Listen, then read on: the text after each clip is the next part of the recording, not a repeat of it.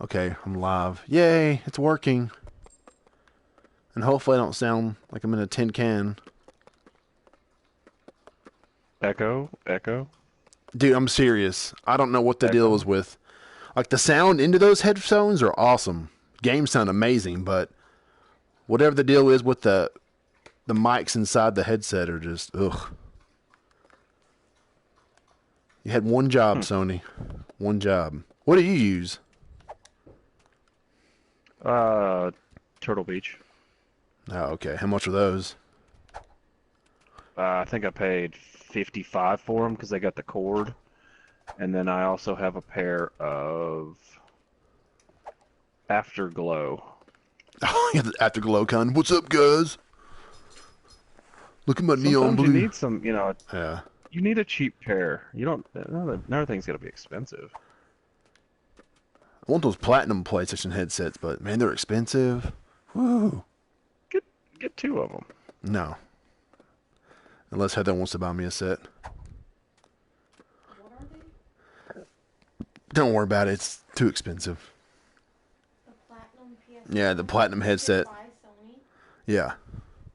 She's writing that down right now. Yeah. We just got married. Here you go. Awesome. Wedding. Do what, honey? You're supposed to get me a gift for our wedding. I am? Mm-hmm. I'm the gift for the wedding. Yeah. This dick, yeah. I'm the gift. My last name. How about that? I was going to give you my last name. No! Oh, that'd be great. Hey, there's somebody watching. Maybe it's your mom. My mother does not have a PS4. She does have a tablet, so she could be on YouTube watching, but I doubt it. Are you vaping? Is that what that sound is? I'm not here to confirm nor deny it, but you know what I am doing? I'm ready Hashtag for your. vape life. Uh-huh. I'm ready for your Oh, podcast to start. we've been live for 2 minutes and 40 seconds. Well, do your We've been thing, man. talking, yeah. What's up, guys? It's me, the PlayStation Brah, coming live from you. I mean, live from you. Coming live from my living room. Using my PSVR headset to chat with you because my gold headset sounds like garbage. And today I have a very special guest. He is a really awesome friend and a fellow PlayStation Brah.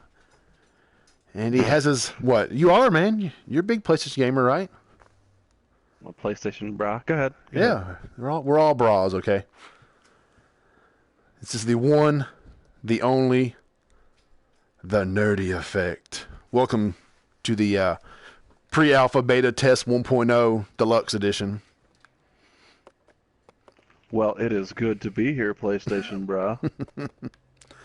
Why don't you tell the three people that have joined us a little bit about you. Well, I'll tell two people because the other one's me. Oh. No, Um, what? You got me all excited for nothing. well, there's two people watching, so Oh, wait, that's good. there's four now. There's four. That's all right. You get so you get people. Uh-oh. Yeah, I played it at PSX 2016. I talked. Those are the. Go What's ahead. that? No, you Yeah, go ahead. the developer said that sometime in 2017. Even though if you go to GameStop or Best Buy right now, you'll probably find a demo for it, which is kind of funny. So what is Chasm? It's like a 2D Metroidvania game. Oh, that's Like cool. medieval times, you're running around and hacking and slashing. It was pretty fun. I got a little postcard from them when I played it. I was like, "This is awesome." You got a postcard from Chasm? Yeah, like they have a little advertisement. I took it with me. They were giving them away. Okay, I didn't just steal it. Uh-oh, what's up, creepy bunny? Say hi to me and the Nerdy Effect. What's going on, creepy bunny? You can say hi to him also. He follows me on Twitter. He's been following me for a while, and so does Justin. Well, that's awesome. Yeah, people showed up for me. It got Justin us. Cantrell. Is Yeah. he related to Jerry Cantrell? I don't know. I hope not. But no, that's awesome. That'd be awesome. Anyway, go ahead. yeah, tell the people who got you off are. track. Yeah, you know. Everyone knows who I am. All right, guys. But yeah, no one Oh, knows. do who you they? All right. I'm the Nerdy Effect. I have been doing a live interactive broadcast for the past 2 years on the PlayStation Network. We started off on Ustream. We had somewhere close to 75 episodes before we swapped to YouTube. And just last month, we crossed our 200th episode. Woo. And we're still going Thursday, May the 4th. And we'll be live at 6 p.m. Eastern Time to go back to do all the crazy antics that we do on there. Mainly, we just talk about movies, games, toys, comics, pretty much the nerd culture. And we do it at a very fast pace. If you don't tune in quick enough, you're going to miss it. However, we do have over 400 archive videos on YouTube right now. So if you're not down for this Thursday, then you can always go back and watch it. And not to be biased towards myself, but it is a show that I do find myself going back and watching, or just listening to, rather. I don't know if it's narcissist or not to go back and listen to yourself, but I find there's people out there who say, hey, remember when you said this? And I was like, no, I don't. So now I'm like, okay, I'll go back and listen to it. So, but anyway, it's pretty cool. Like I said, we got over 400 videos right now. Gosh. And 200 official episodes of Nerdy Effect. Has it really only been 2 years? It's only been 2 years. Yeah, Oh, we started damn, in man. January of 2015. What And, what influenced you to start doing it? I mean, absolute boredom. boredom. I remember that. I've got a lot to say. I remember that time at the New Year's party. We were watching that blonde girl dance. Yeah, it's funny when the PlayStation 4 came out originally, it had the streaming platform on it, and I didn't have a PlayStation 4. I refused to buy technology the first year that it comes out, such as any new gaming system, even the VR set. I would really like to have a VR set, but it's still too new to me, and I can't buy it. So I don't. Yeah, it's true, I do. But that's why I didn't buy the PlayStation 4, and that's why I was sort of late to the streaming game because, hell, it took me, I want to say, over a year and a half to even get the PlayStation 4 to even start doing any of this. Look, I figured it out. But yeah, I have watched streamers before. Yeah, see, I know you're pretty hardcore about it. You got what you said, 400 archives, right? Then 200 official episodes. Whew. Yeah, I mean, we've done gaming streams. We played, not only do we play Fallout, Rocket League, Need for Speed. See, there's another one that we played a little bit of. But we also play the classic games. We play classic Nintendo, Sega, Super Nintendo, stuff like that. So every once in a while you might find a stream where you come in and we can just choose any of those games. And because I have an emulator, we can just go right to those games and play any of them you want from your childhood pretty much. So we do those, and then we do just random streams from time to time that don't count as official episodes. Like 2 weeks ago, we did Earth Day. Oh, yeah. It was Earth Day. We just came on Right. for Earth Day. It's not an official episode. We just did Earth Day. But it's stuff like that. So, yeah, you can get individual episodes, but you can also get just random stuff such as that. But Rocket League's become a big influence lately. Dude, I think there's 30 million people that play it. Yeah, I'd imagine. Yeah, it's freaking crazy. That and Overwatch are two of the biggest online games by far. Yeah, it is. If you guys could have only one Sony exclusive game this year, what would it be other than The Last of Us 2? That's a good question. I'm going with either. So you know more about the games coming out, so. I'm going with either Spider-Man or God of War because they both. Well, God of War, we've seen 10 minutes of real gameplay footage. Right. Spider-Man was just like a minute and a half of supposed gameplay and some cutscenes and Peter Parker talking, but right. Yeah, it's people keep saying, "Oh man, that was gameplay in that Spider-Man," but if you go back and watch that video, some of it It doesn't look like gameplay. It looks too good, I mean, you know how games no matter how perfect a game is, it has its quirks. And that just like that one scene where he's going through that coffee shop. Mm-hmm. Do you remember that? It doesn't look like a game. It doesn't look like a game. But I mean, Spider-Man's my favorite superhero, so it's kind of hard to bet against him. But that new God of War, man, we watched it the other night when we were in bed, and like, holy crap, the game looks the best place to watch a God of War trailer. Well, somehow Heather was sitting there watching a Fireflies video, right? And somehow she came across the top exclusive PS4 games upcoming or some crap. It was a Firefly video for cats. She was watching a Firefly video for cats. Well, how did you find the... We're totally off subject, by the way. Do what, honey? Are you talking to me? I'm talking to you, yes. No, he calls me honey. And then it recommended that PlayStation. Yeah, well, no, if you've played Last of Us, the Fireflies are a group of resistance fighters in that world. And I guess the Fireflies and PlayStation crossed over, and but when you see that God of War game, and man, it just looks so freaking incredible. Oh my God, I want to play that so bad. How did Kratos survive? I'm not sure. Yeah.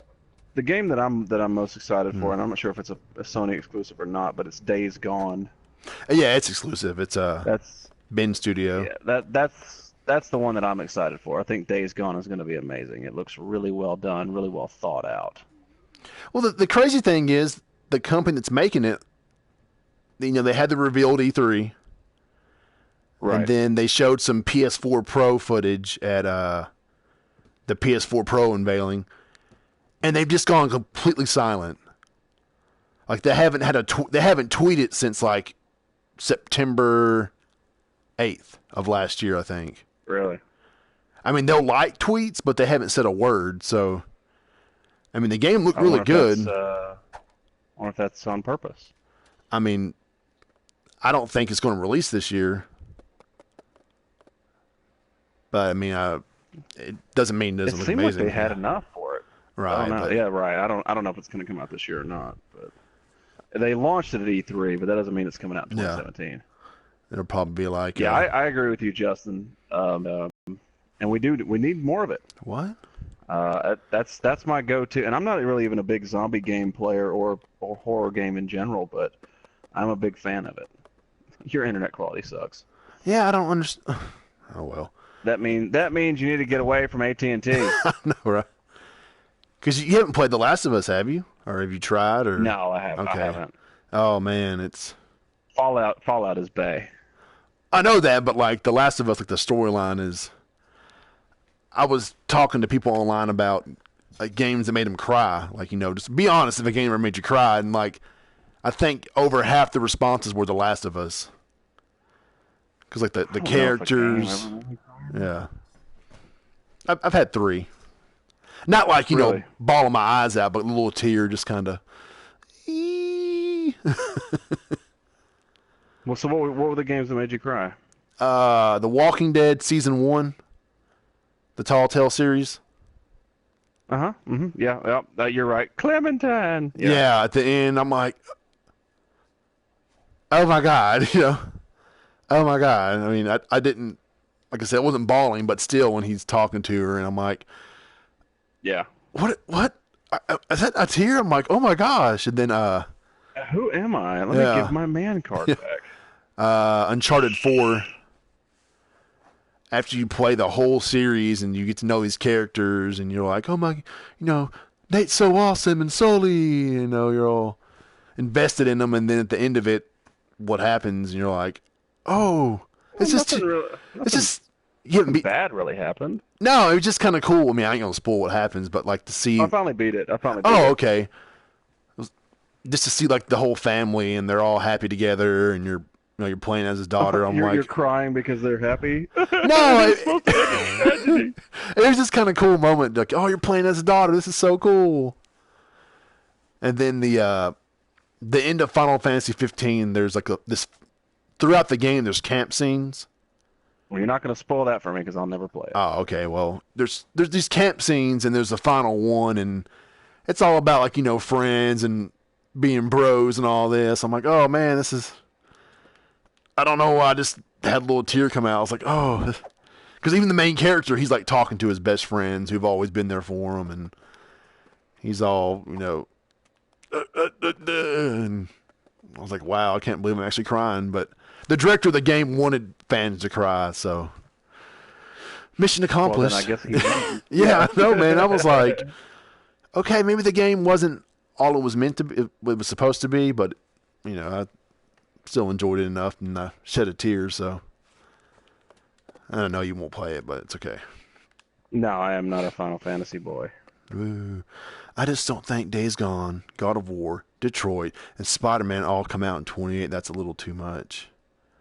Well, hell, I think you're right with that. They got to save stuff for next year.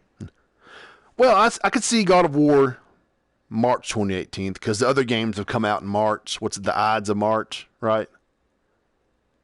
That's a. Why are you referencing Julius Caesar? Well, they've released all the other main titles in March. It's kind of like a Greek thing or whatever. Really? Yeah. If you go back and look at it, like I could. Oh, you're talking about God of War only. Yeah, correct. Okay, I thought you were talking about every game no. ever been released in March.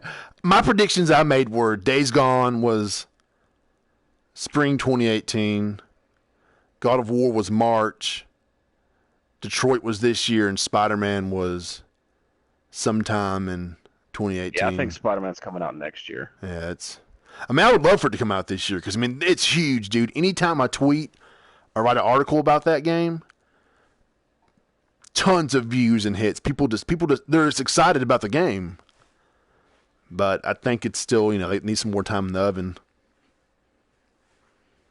Well, yeah, it's supposed to be the next Spider-Man game, and the last one wasn't bad. Yeah, well, the Amazing Spider-Man, or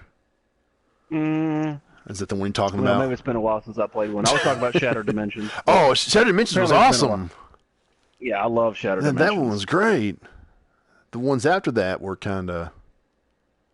Yeah, well, that's kind of what I'm hoping on this one's going to be. I think it was called the Edge of Reality, or that one game where you're like Spider-Man and you're 2099 and all that. And yeah. What's going on, cool Sora? Yeah. How you doing? Welcome to PlayStation Brah's, what do you call this? BRAHcast. The BRAHcast. Pre-alpha, beta 1.0, deluxe edition, pre-order bonus. It just keeps getting longer. We're doing a test stream for this. Yeah. Your overall goal is to what? My goal? Podcast? Yeah. I just want us to. I don't want to be just the podcast, but I want it to be part of my ecosystem or whatever. I got the site, I got the YouTube, I got the Twitter handle, and I want to add the podcast to it. Something I want to do every week. Just get different people on here. Hell, get my fiance on here. Fiance, yeah. Just kind of try to make it, the full circle. Be like, hey guys, look. If you don't like so your goal to do it every week? Yeah, every week, maybe every other week, something like that, depending on. Because there's some weeks, man, where there's like no gaming news.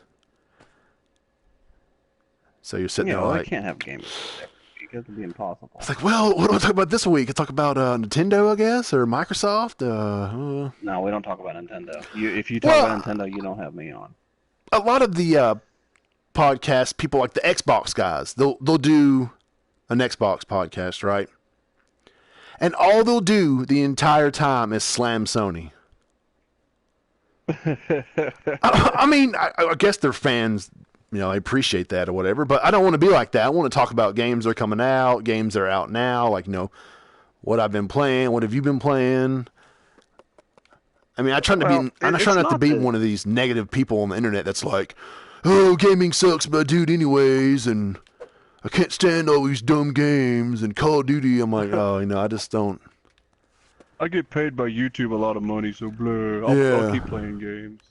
This game sucks. I'm not exactly sure what Jeff the Killer by Crimson Fang is. What is that? Do Jeff the Killer. I don't know either.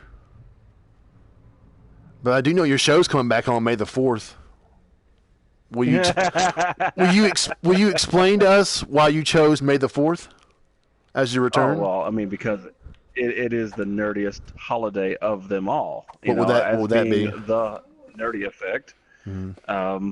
Being the nerdy effect, you have to come back on the nerdiest holiday of them all. That is May the 4th, as in May the Force be with you. Oh, my God. And I believe it was 2 years ago when they dropped their new May the 4th with all their the new Star Wars stuff was launched. Right. And oh my God, I bought so much stuff, it was ridiculous. Like I didn't even want it. I didn't even need it. I was just in a Target and I was just attacking stuff. I need it all.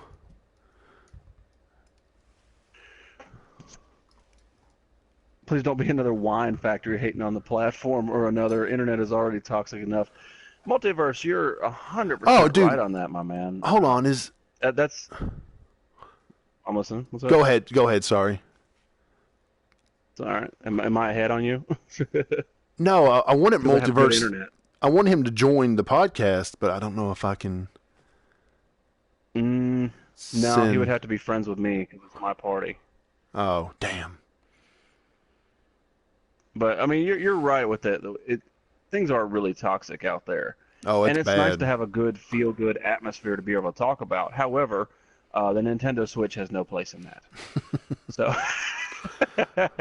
Well, I mean, the reason that I say that, the reason that I say that, is because Nintendo had a beautiful thing with the NES Classic. It's a work of art, and it's nothing but nostalgia wrapped in goodness. It is, and I can back it up with numbers. Those things sold out faster than they could stock it on shelf. They said, we're not going to produce them anymore. Yeah. Yet, you can go to any store and buy a Nintendo Switch. Now tell me the problem. Well, I mean, the Switch is selling pretty good, too. They got some awesome numbers, dude. I mean, it's... What sold better, the NES Classic or the Switch? I'm not really sure. I don't know the official statistics. See? Can you buy an NES Classic for retail? Oh, if you're super duper lucky, buy a Switch for retail. Yeah, you got a better chance of buying the Switch. Yeah, that's what I'm Much saying, better. man. They had their opportunity right there. Now, Switch is not sold out because I've been into GameStop actually today to pick up Pops, and they had an entire stock floor full of them. The point is, the NES Classic appeals to the gamers of this generation, the ones who grew up gaming, and they want that. And then they gave us, with the Switch, they gave us basically a giant iPad. That's what they gave us. And Nintendo just spit upon us. And it's not being negative. It's just the fact that Nintendo, for the past 3 consoles, has been nothing but aimed towards children. And when the gaming community, such as the people who do Sony and... Which GameStop? But the people who do... Hometown. That's fine. But the people who do... Sony and do Microsoft, they are crushing on all levels of selling. It doesn't matter what it is, the Scorpio is going to sell, even though I don't condone it. And then whatever their new... is the PS Pro considered the Scorpio's rival, or are they coming out with something else? Some analysts said that you can... This guy predicted the PS4's launch, and he predicted the PS4's Pro's launch. Mm-hmm. He's predicting something coming out next year from Sony. I was like, no, are you serious? No. Again, no. When you look at gamers, they go towards that, and then the only thing they offer on Nintendo is Zelda. Like when they launched, they had 3-4 games. One of them was like I think it was 6. Whatever. They had Zelda 1, 2. Zelda was the only reason to buy it. Now, a couple of people that I know, they did buy the Nintendo Switch right off the bat, and they said all the offers pretty much for our generation of gaming is Zelda, and that's it. And Zelda's a beautiful game. However, you can buy it for the Wii U. That's what I got. Yeah, I bought the Wii U version. Yeah, and now why would you buy an entire console for that? See, Nintendo just made a bad choice, at least in my opinion. Well, And I mean, I don't like it because I wanted a Nintendo game. I wanted to play Mario Kart. I wanted to play the new Mario game, but I can't because I don't need a giant iPad. well, I have an iPad, it has the dock station, that connects to the TV screen. which is also warping it. Sorry, excuse me. They'll make a new one. Don't worry. They'll revise it. Hey y'all, I don't know. it's the Switch That's one reason why I XL. don't buy the systems right out the box. To get Once they start, they get all the bugs worked out, and then I'm like, Right. oh, I'll try on it. But I didn't buy the Wii U because I don't need a giant iPad because I'm not a toddler, and I definitely don't want the Switch because, again, I'm not a toddler. I don't need to take it to work. Like that's one big problem I have with it. It's like, oh, you can take it on the go. Why don't you leave it at home like an adult? No, there's no no way. Has it way. on the go? Children have it on the go when you're going on long rides. There's no way I could take that to work. Not what I do. No, exactly. But that's what it's aimed at. It's aimed at on-the-go gaming.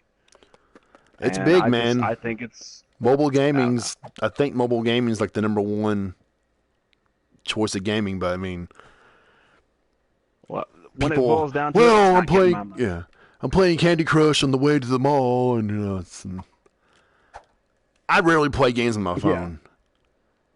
But I mean, I understand people that will kill time, or I just love playing Candy Crush or Pet Rescue or whatever.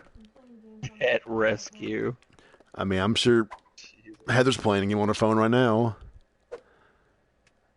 I mean, the more successful it is, the more likely that Sony or Microsoft are going to release one. Just emulate it, Well, they did the PSP. Okay, look, PSP was awesome. Did you ever get one? Never had one? Okay. The last handheld I bought was the Game Gear? Okay. The PSP had a awesome lineup of software. But then the PS Vita came out and the Sony was like, oh, yeah, PS Vita. And they were like, oh, wait, I mean, PS4. And they abandoned it. And they even admitted they kind of moved on. But developers, right. I mean, there's games announced for to 2018. And Sony's the PS Vita, I'm sorry. And PS Vita, yeah. And Sony's just kind of like, oh, well, it's still around, cool, yay, cool story, bro. Bro, I don't see them if they made another handheld, it'd probably be something similar to Switch, because they already have a patent for have you seen that patent before recently? It's like it looks like a Vita, but it has like two weird looking joysticks on each side. Really? Yeah, supposedly I haven't seen it. It was filed before the Switch, but I mean, who knows? Yeah, so get it in real quick. We saw a demo. Yeah. I mean, that's how it is. Remember the Wii? The Wii was successful. Then there was Kinect and PS Move. Kinect was not successful. Oh, I mean, it sold really well, but then it was just like, whoo. Yeah. In my mind, to be successful, you have to be able to pick it up and play it. Like, to this day, I can probably still play. I mean, I know I can play my Super Nintendo. Oh, yeah. And I know that I could fire up and I could play Candy Crush, Xbox bro. 360. Right. But, I mean, I'm not going to... I mean, I have a Dreamcast, but I'm not going to fire up the Dreamcast. Oh. I'm not. And roughly Sega's the same way. You could play some good games on Sega, but when you boil down to it, you're going to pop it in for Sonic. And, when you break it down and you go back to, let's say, GameCube, what are you going to plug the GameCube in and play? I love Mario Kart Double Dash. It was really fun. Double Dash and Eternal Darkness, I would say. Wind Waker. Well, Wind Waker's on Wii U. You can play it on Wii U, so. Right. See, when you Eternal do that Darkness. you lose part of it. But, I mean, again, though, you can plug in your Xbox 360, and how many games can you play? Oh, well, hell, if you got Xbox One, you can play both of them. Right, I'm just saying, though, but the same difference. You can plug that in and play. Now, I believe that the Wii U, what can you play on the Wii U that's really going to make you want to plug it in and play it? Smash Brothers, Super Smash Brothers was pretty awesome. That was a good game. Okay. Is that it? Zelda, it was pretty good. But Mario Kart 8's on the Switch version, and it's the definitive version, and so is pretty much the new Zelda game. I mean, I'm just saying, when they come out with a console, they need to come out with the hardcore games that people would play for a lifetime. well, And I could see the new Nintendo Zelda just game. hasn't been doing it.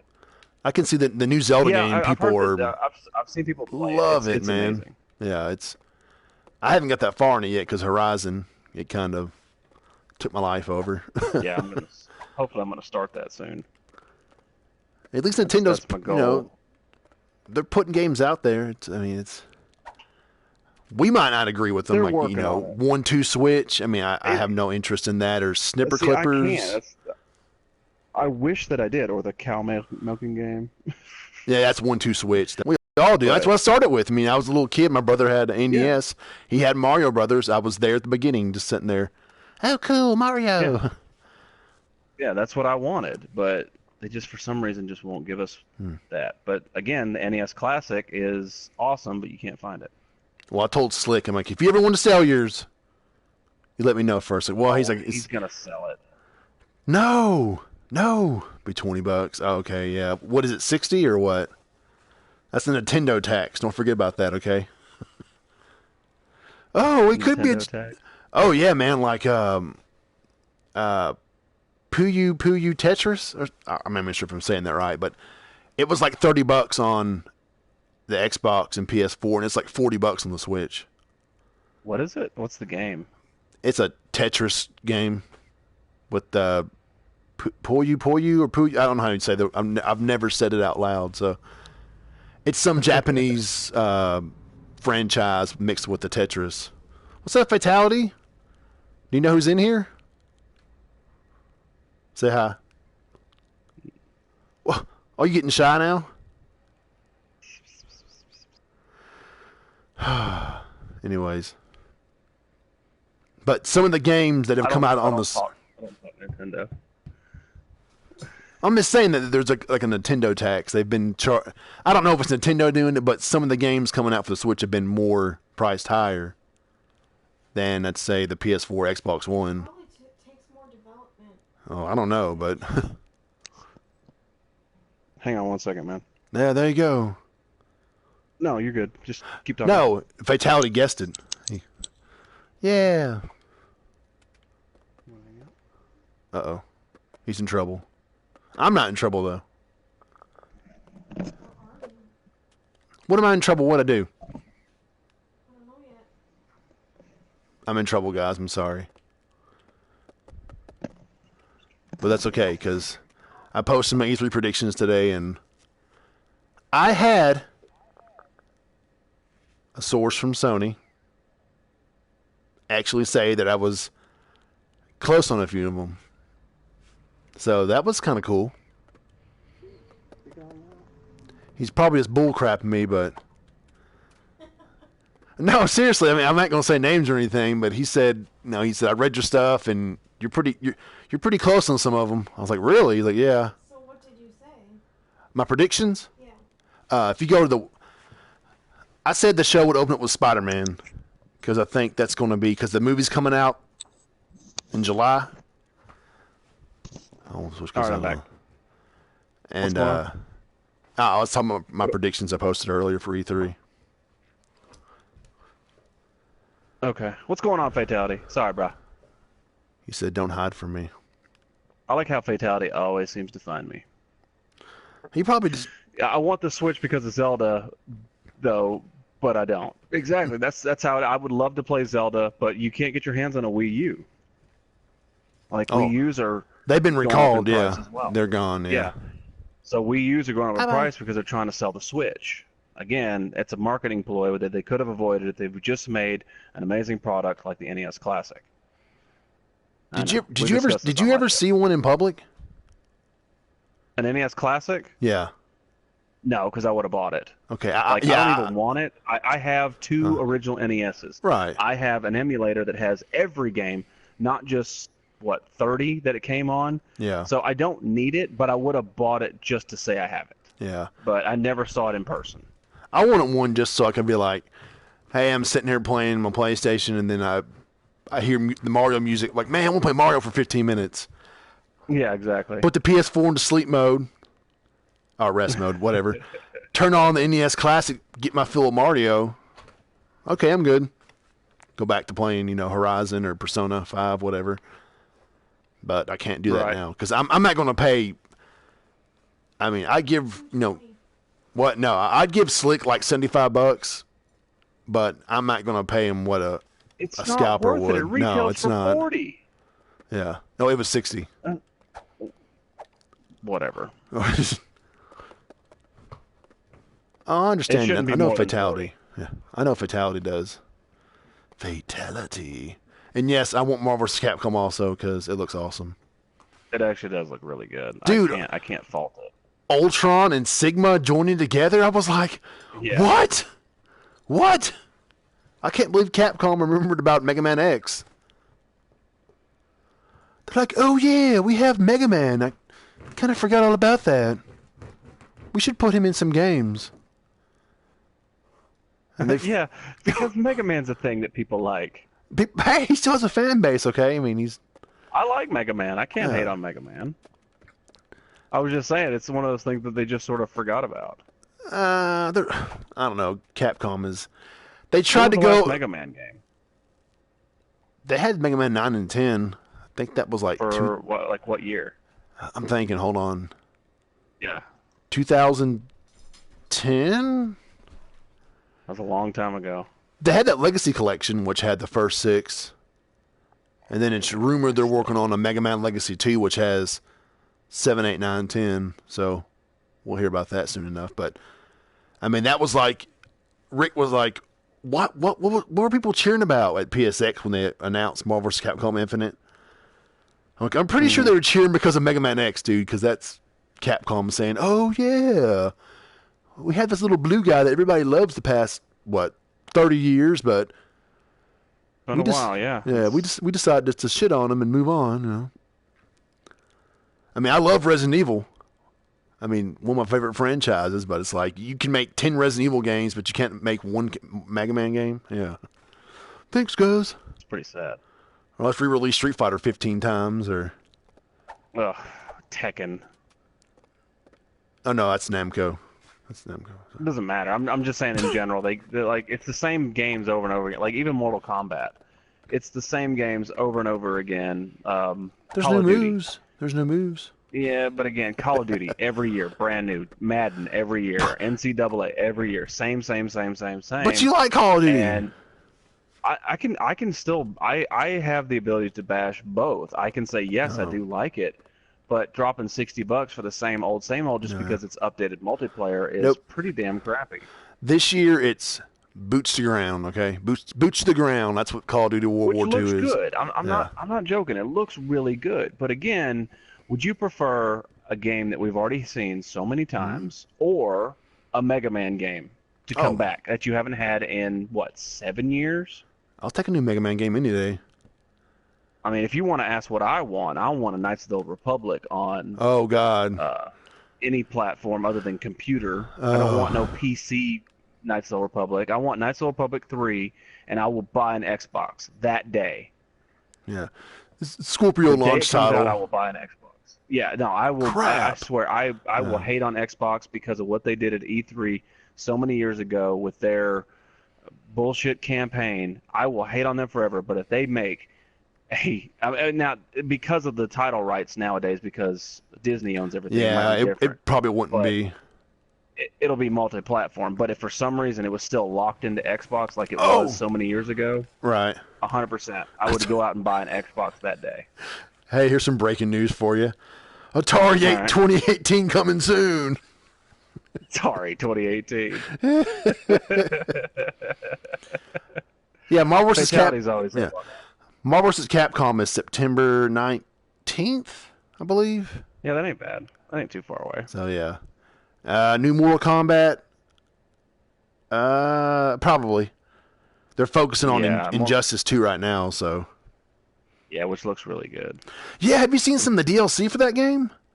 Mm-hmm. Like it changes Green Lantern to Jon Stewart, and he has like a whole new moveset, and it's not just like a little skin, like, oh, hey, he's African American now. Just a cover. Yeah, it's actually different moveset and powers and lines. I'm like, that's really cool. But of course, like Swamp Thing, he's in it. I'm like, what? Swamp Thing? Are you serious? I didn't know Swamp Thing was in it. Yeah, people know of him because he had that. Was it a TV show back in the day? Swamp Thing? Yeah, I thought he had a TV show, didn't he? Honey, will you look that up for me? Swamp Thing TV show. But like, he's one of those the most obscure characters. I thought it was a movie. Maybe it's a movie then. Okay. Carnage Stream. Yeah, I know Carnage Stream's on IG now, and I don't condone it because I'm not going to watch Instagram to see what he's doing. Breaking news. That is not a... Stop trying to pull a wrong... Oh my God, there's streaming fights. Somebody call that dude on YouTube. Who's that guy on YouTube that he talks to YouTubers about the drama? Kimstar? Kimstar? Oh, yeah, you're right. That's... Okay, was it a TV show or was it a movie? It was a TV series on USA. I thought they had like a TV movie, actually. 1990 to 1993. It was a 3-year show, dude. What about that? Really? I don't know how Swamp Thing got his own TV show, but, I mean, hey, anything is possible. Squirrel Girl's getting her own show. Yo. Squirrel Girl's hot. Yo. I told Heather she should cosplay as her. It would actually fit for her. It would, wouldn't it? Yeah, she's got the look. She's got the moves, Yeah. and she's got the nuts in her mouth. Wait, did I say that? Yeah. AKA Predman. Predman. What's going on, AKA Predman? How you doing, man? I like that avatar photo, dude. That's pretty awesome. Avatar photo. I don't see one. All I see is his name. I'm even sure he is. I think, hopefully, the Twitter follower. I think. It doesn't matter who he is. He's in your show, and he's here to show awesome, and he says, Brah. He's probably like, well, I can't believe you know who I am. I'm sorry. I'll add people on my PSN name, and I'm like, who is this again? One guy's name was, What's Your Dad Taste Like? Nice. I'm like, who the hell is this? And I'm like, oh, it's D. Okay, never mind. There was a guy who follows me. His name is Bof My Balls. B-O-F-F-A. Bofa. Bofa. My M-Y. Balls. B-A-W-L-S. Bof My Balls. Wow, I got some... There's some interesting names on Twitter. I'm like, what was it today? Super Cabbage followed me. I'm like, what do people think of these names? I mean, I guess mine could be kind of weird, but... Yeah, well, PlayStation Brah. Brah is life. Yeah, Brah. Whatever. Brah. Brah. Y'all have You need to Titanfall buy too. my Lando Calrissian costume. Yeah, no, you just need to wear it and just be awesome. I'm getting a new Atari. Hell yeah! They better have a new version of Pong. Yeah. Pong. Have Titanfall. Wow, you instantly know where he's from when he says 4K, y'all. yeah. I like the idea of the Predator. Like if you actually remember the movie version of Predator, Yeah. What the hell are you? And like that, Drama but alert. like actually like Southern. Yeah. Hey Hi, y'all, what the hell are you? Look, there's Arnold Schwarzenegger covered in mud. Gaming Streets. I have a Twitter page, but I don't be on it no more. Isn't that a double negative? So you are on it sometimes? I was never a fan of Twitter. I had it for maybe... Yeah, but so you had it. I don't know, a month or something, and it just did not appeal to me. Oh, that's what I If it started. bleeds, we kill it. That's right. Dude, I was just sitting there one night on Twitter thinking about, like, man, Uncharted 4 is awesome. So I started tweeting about it, and I'm like, you know what? About it, just sitting there by yourself. Well, I was playing. I think I saved it and go to bed that night, and I was sitting there just talking to people online. I'm like, you know what? I'm just going to make a Twitter about PlayStation. When I first started, it was like, trolling Xbox guys. What was it? That Quantum Break game. You ever heard of it? Sounds familiar, but I'm not sure. Well, it was kind of glitchy. So I'm like, oh, hey, it's Quantum Broke. I know, it was a really bad joke. And then I just started tweeting people and connecting with them. I'm like, you know what? Actually, I think I can do something with this. How many followers you got now? 1,428. Nice. Dude, I mean, like I don't know how Twitter works, but the like retweets. Do you get like a lot of retweets? It just depends on how good the tweet is. I mean, I know that sounds okay. silly, but it's like, Not like I bragging. said, those Spider-Man. Anytime we talk about Spider-Man PS4, it's Well, that's good though. and then people. I mean, as bad as it is, you need to pander to the audience. No, it's Like your audience not is that obviously the bad. nerd core, so you talk to the nerd core. Did you see the video I did for Spider-Man PS4 though? Yes.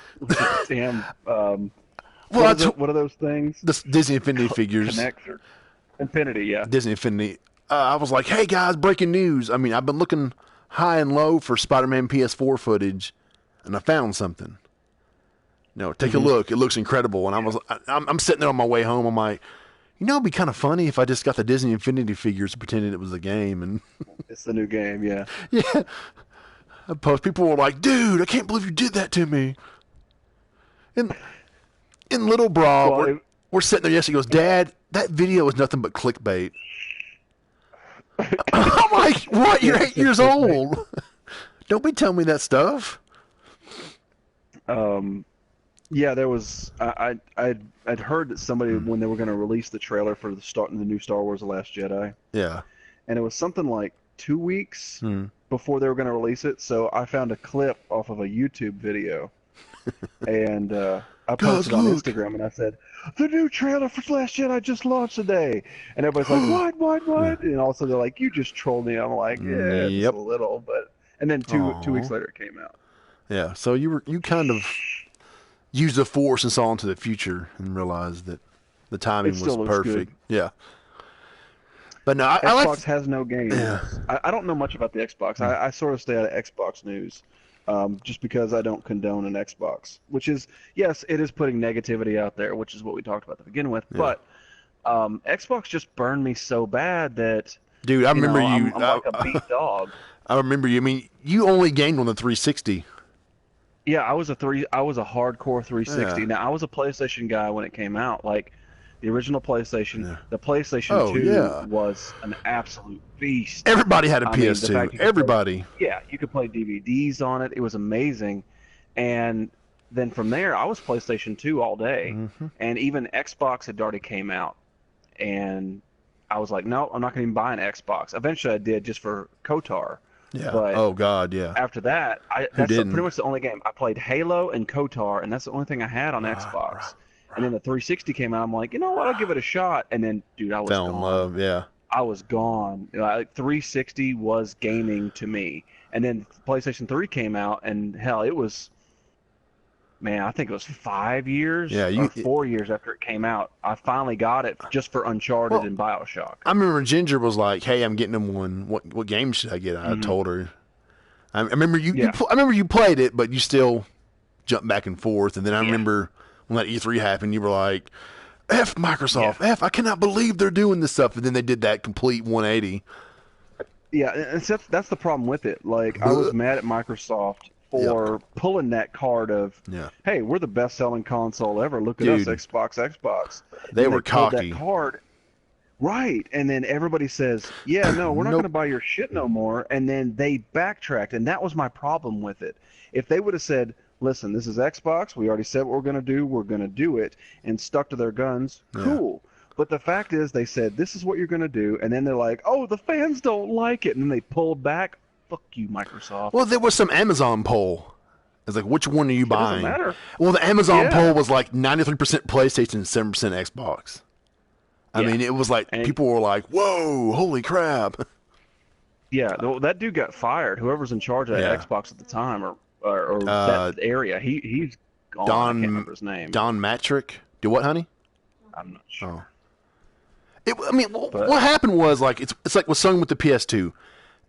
Everybody had a PS2. Right. Anything released, any game, people were just like, give me. And they sold 152 million PS2s. I think it's the best-selling console of all time. Oh, yeah. PS2 is the best-selling console of all time. And then the PS3 comes out. Sony was like, well, you'll get 2 jobs to pay for this $599 US dollars console. I'm like, $600? I mean, don't get me wrong. It had a Blu-ray player, and they were $600 at the time. Just Yeah, that was like the newest thing. And they had, you could read like 6 different kind of memory sticks in the front of it and all this. And I mean, you could play PS2 games. You could play. It was definitely like this piece of super technology. But who the hell wanted to pay $600 for a gaming console?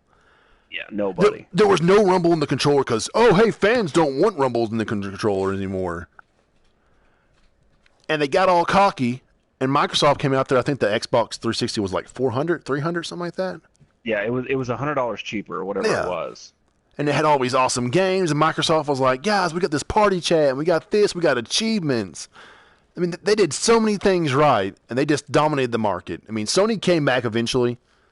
I mean, it was pretty close at the end.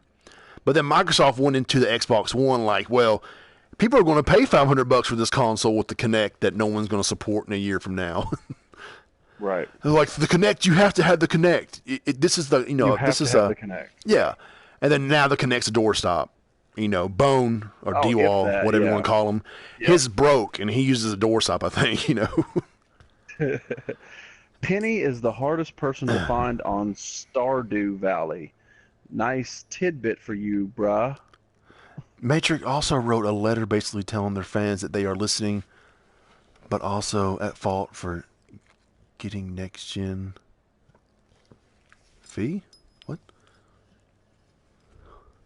Yeah, he's still typing. It's going to be a paragraph. Okay. What is Stardew? Well, Peter knows his stuff. Stardew Valley. What is Stardew Valley? It's like this game where you're... Honey, how would you describe Stardew Valley? It's like a farming simulator, kind of? Or a life simulator?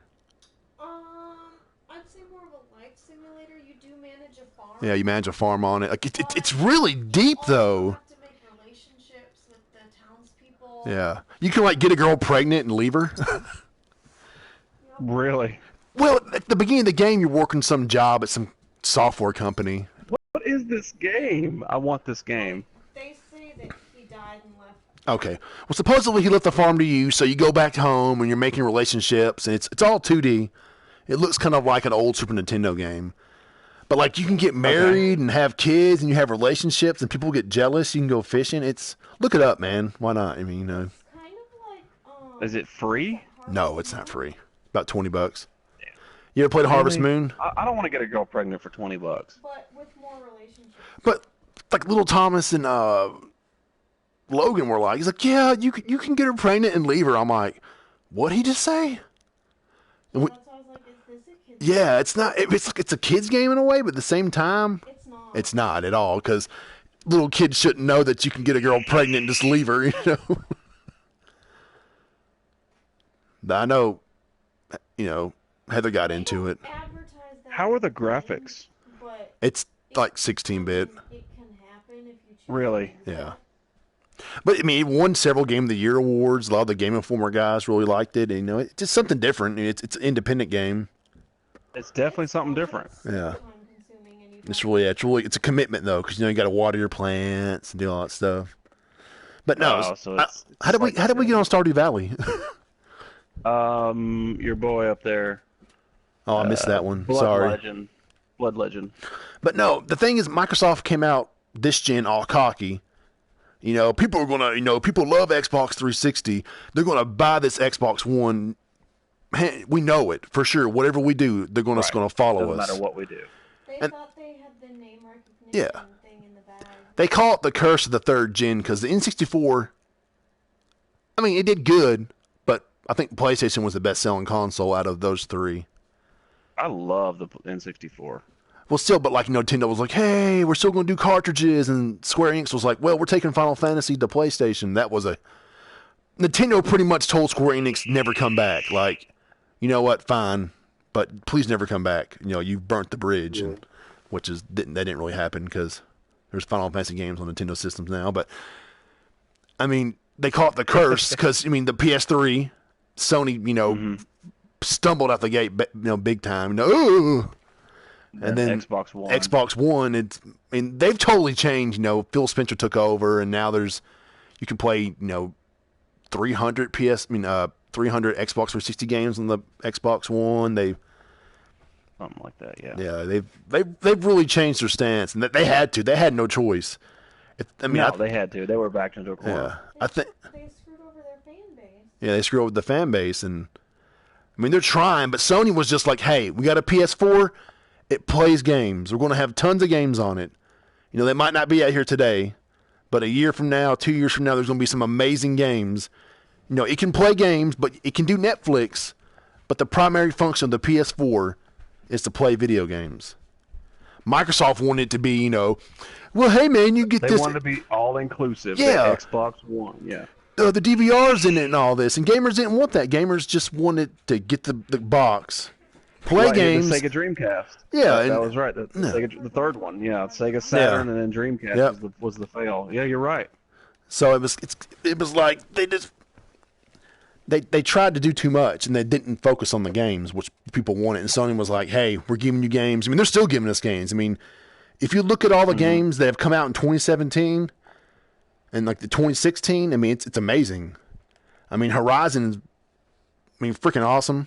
I mean, Yakuza 0, there's Uncharted, Ratchet and Clank, all those games. Yeah. Amazing titles.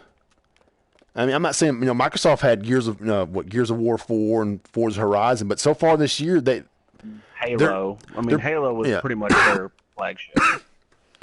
Right now, like Sony's focusing on games, and Microsoft's kind of put all their focus on the Scorpio. Mass Effect and Andromeda trash. I haven't heard good things about it, sadly. About what? Mass Effect Andromeda. Like I want to play it, but I just don't know if I got the time for it. And then I've heard it's a little glitchy. It's a little buggy. They've been working on it. Mass Effect 2 is freaking awesome. That's why it's better. I know some people were angry about the facial animations. Like, oh, the faces look funny. And, oh, God. You know, everybody was crying about that. And they said the storyline's not as good. I haven't played it yet. I mean, I loved the first 3. Well, I loved 2. And I enjoyed... The first one was good. The second one was the best, in my opinion. The third one had that ending. It's like, okay. Did you beat the third game? No. Oh, okay. I played part of the first one, just enough to get the feel for it, and then I played the second one. All right, 2 is awesome. But I never played the third. Yeah, 2 is great. That was one of my favorite games on the last gen. I mean, I pretty much bought an Xbox 360 just to play Mass Effect 2 when it came out on it early. I feel you on that one. Yeah, I mean, it was just so good. I mean, I beat the game 4 times now.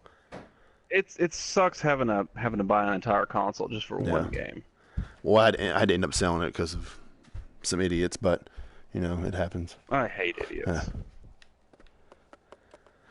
But no, Mass Effect 2. That's why I was hyped for Mass Effect Andromeda. I was like, oh man, this game's gonna be so great. You go on the website and look at my articles, then news started leaking about the game wasn't as good as the other ones. It was kind of running weird. Then reviews popped up. I was like, oh. So after Horizon, what's the next on PlayStation Brah's game list to play and get? I'm playing Persona 5 right now. I know that's not up your alley at all, but I have no idea what that is. Never heard of Persona? Supersona, not a clue. Persona. I'm sorry. It's What's the Atlas? You've heard of them, haven't you? Yeah. Mm-hmm. Yeah, it's like they're. I mean, they have other series, but Persona is definitely their most popular series. Yeah. See. So what are you doing? Peter knows. Well, it's a Japanese game, so conveniently you're high school students. What are you high school students doing? Do what, honey? I was just looking at the game shelf and I said, I don't think we've ever had this many games for one system. Oh yeah, I know, right? We've got 2 full shelves of PS4. You are, of course, you're in Japan. You're high school students, and obviously, yeah, you're kind of into a lot of those. What was that one you just got done playing? Yakuza 0. Yeah, Yakuza. Yeah. You're in the Yakuza, so that's totally different. Okay, that's like beating ass and taking names because you're in a gang. So what happens in Persona? You're in a high school? Yeah, you're in the high school. You got in trouble, so you're sent away to another city, and you're the student. And then like corruption's going on in the city and all this, and people are acting crazy. So you get these the powers to like go into these palaces and you find like you steal people's hearts. What? I know it's really crazy, okay, and it's ridiculous, but like I mean it's such an awesome game, man. I mean it's a JRPG, so it's that you take turns and all that turn based, but it works so good. I mean, if I wasn't on here streaming right now, I'd be playing it because it's that damn good. Friday the 13th, bruh, must owned. Did somebody say that? How are you seeing this? Yeah, the new Friday the 13th. Listen, I am a streamer. I understand Blood how Legends. streams work. It didn't appear on my screen, but like out of the there's pretty much people say that Persona 5's like the top of the mountain for the series. I mean, it got awesome reviews and everyone's loving it. There's tons of memes about it. I know you would never play it, but Well, I'm not into horror games, but a friend of mine, a guy who actually does stream, he actually was one of the funders for the Friday the 13th game. oh Yeah, he put some money down to make it yeah, because you're scared of actually get made. Scaredy Cat. Well, I'm actually, speaking of Scaredy Cat, I'm actually thinking about buying Prey. What about Resident Evil 7? I'm not into the Resident Evil 7s. You don't have the Resident Evil 7s. There's 7.1, 7.2. Well, but I'm just not into the Resident Evils. I just don't want to do it. But Prey, do you know why I kind of want to play it? Because it's in space. Well, no, but yes, but no. Why? Tell me, please. Bethesda. Oh. It's made by Bethesda, which Bethesda made Fallout, which is Bay. Fallout 4 is Bay. There's a demo on the PSN you can download. I just downloaded it. I had it downloaded yesterday, and I was going to play it today, but I got beat up by the PlayStation Brah to be on his podcast. Well, I was just going to say, I don't want you to waste your money. BioShock type game, Prey. Yeah, that's what I've seen the previews. I want to stream when I play the original one because it does drop this Friday, and I've been thinking about playing a horror type game. I think that people would get a laugh out of hearing me scream like a bitch. Resident Evil 7. Resident Evil 7. Oh, God, I'm not doing Resident Evil 7. I won't do it. Oh, you're scared. Scared. It's not about scared. It's just, He's scared, guys. Don't worry. All 5 of you know it.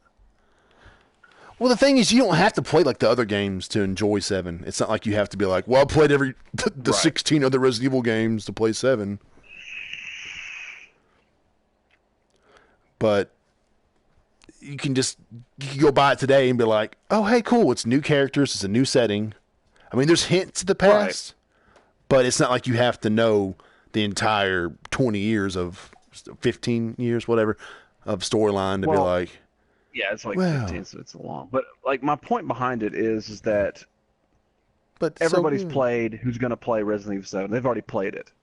You're trying. So you're worried. me actually streaming it is pointless because they're like, oh, it's going to come up. Oh, here comes something. But Prey is brand new. It's not even out yet. So people wouldn't know what to expect. People wouldn't know what's going to expect. And they wouldn't know how to warn me on things so that way I could play it at my own pace and be scared like I'm supposed to be. Multiverse. What the heck? He talking about the Fallout 4 VR? Yeah. I don't understand where all this, like they're saying it's going to change VR. I don't understand how they keep saying that. No, it's not going to change. See, the Fallout slut that I am. Did you read about it? Did you look Fallout up? Yeah. I played more Fallout than any human being should, and I said I'm done with it, and I've moved on to other games. But when they said that they were going to bring out Fallout 4 VR, I said, well, I'm about to buy a VR system and Fallout all over again just so that I can do it because I would love to be able to walk through the wasteland and be able to see 360 degrees all the way around me and actually fight in first person. The Death Claw. It makes me want the game again, and I shouldn't. Well, somebody said that it was the kind of VR where you have to... You point like you wouldn't walk. You point like a little cursor, and then the guy warps there. I'm like, no. No, I figure you would just walk through with the controller in your hand, and then just wear the headset. And I don't even know if it's coming to PSVR. I'm just speculating there. No, there's no guarantees either. Yeah. Butt naked in the wasteland. See? They Man knows what I'm talking about. They released what was that game? Rockstar VR, Rock Band VR. Mm-hmm. I'm like, oh, that's awesome. I'm all excited about it. It's only on the Oculus Rift. I'm like, really? And they come to find out they funded the game. I was like, damn it. Fallout 4 won't come to the PSVR from what I'm aware of, the VR. Oh. Vada was touting. It's a lower impact. Oh, okay. Huh. Okay, well, I'll give it if it comes to PSVR, I'll definitely give it a shot. Oh, yeah. I enjoyed 4. My question is, are you going to have to buy a whole new game for it? Or will it be compatible with the game you already own? They've done pretty good about, like, what was it, Skyrim? If you had it on the computer, you got the newest version for free. I don't have it on the computer. No, I'm just saying, like, but Bethesda's kind of cool about giving, back to their fans a little bit, giving them a break. Because remember when the DLC season pass went up in price? They were like, hey, guys, a month from now, it's going up, like, what, $20-$30? Oh, no, it went from 25 or 20 or 25 all the way to 60. Oh. And I was trying to sort of get myself out of Fallout, so I said, I'm not going to buy the DLC. Hey, Nerdy, it's on sale. And then I did everything, and then I'm like, well, I kind of want to keep playing it, so I had to buy 60. It was just... And now it's back down to like 30. Oh. I never beat Fallout 4, so I can't, say, hey, man, you're wrong, or hey, or... I know you loved it. I've seen all your statistics. Yeah, everybody has their numbers. own gaming opinions. Right. And I'm not saying anything wrong with what Multiverse think, because Multiverse...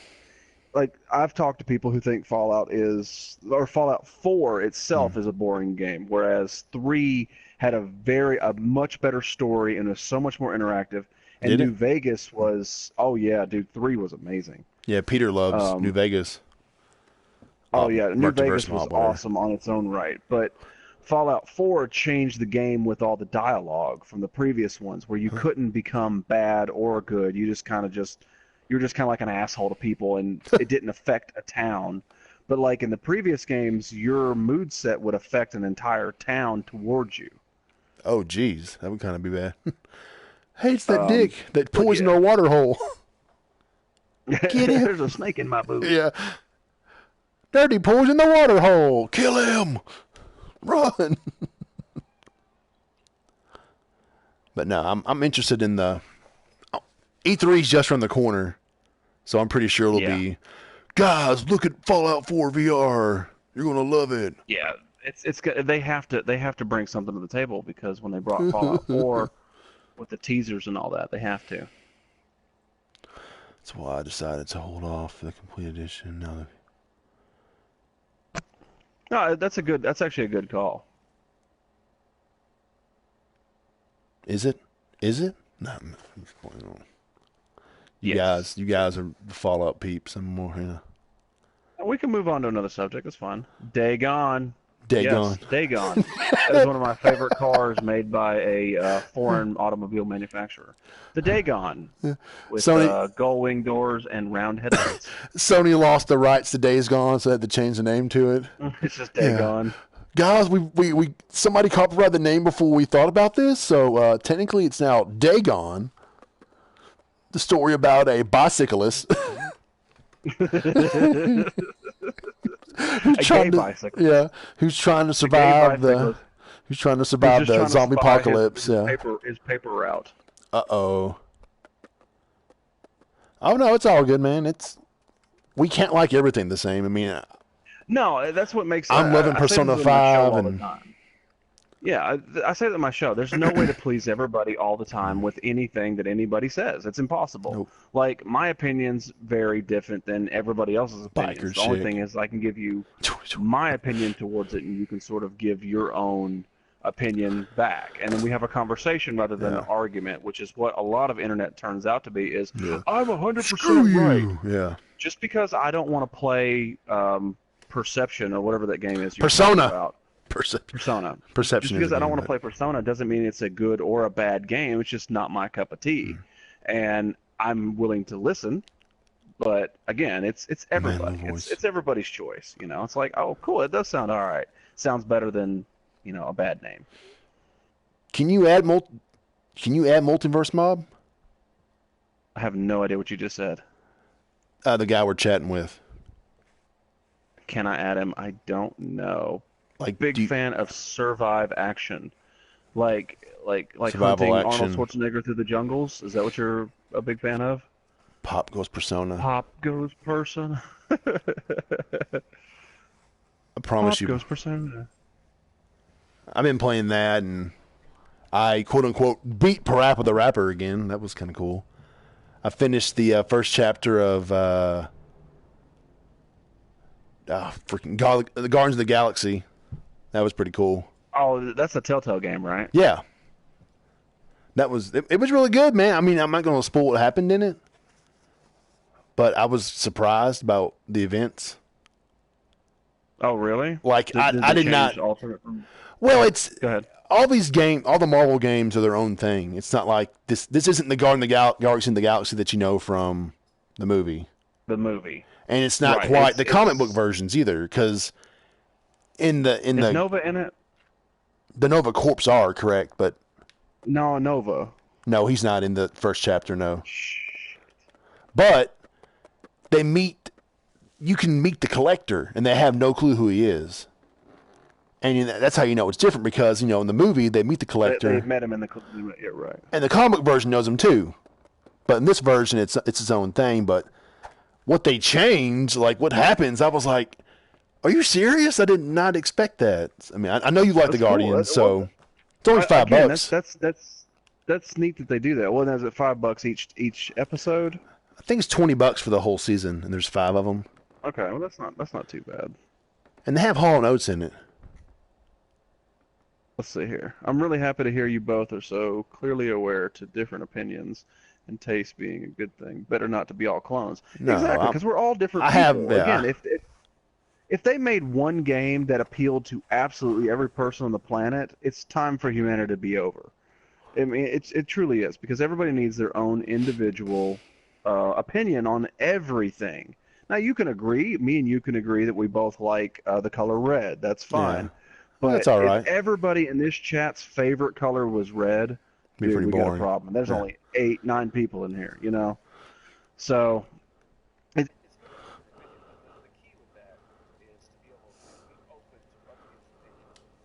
not wrong.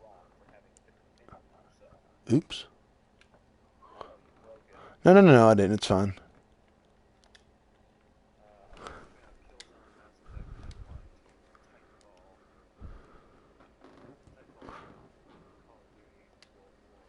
Oh yeah, so you're all the first-person shooters, Predman. You broke it, didn't you? No, it's fine. I was turning my head with the VR, and you have to reposition the screen, so... Oh. I know, it sounds silly, but I want to be more comfortable. Have fun, too. But yeah, you're pretty much all those shooter games, which is the way to... I mean, Mass Effect's not really, but Killzone, Titanfall, Call of Duty, those are all those first-person just super kill ones. But I mean, Super kill. when it comes down to it, do you ever play those games? Do you ever play those type of games? Because I don't know if you've ever seen you play them. Yeah, I mean, I beat Killzone 2, Shadowfall, I beat Mass Effect, I never beat Half-Life 2. I haven't beat Titanfall 2 yet. I had Battlefield 1. I mean, I like them, but then, for the longest time, my biggest FPS was GoldenEye. Wow. Dude, I love Can you imagine freaking that with GoldenEye. Yeah.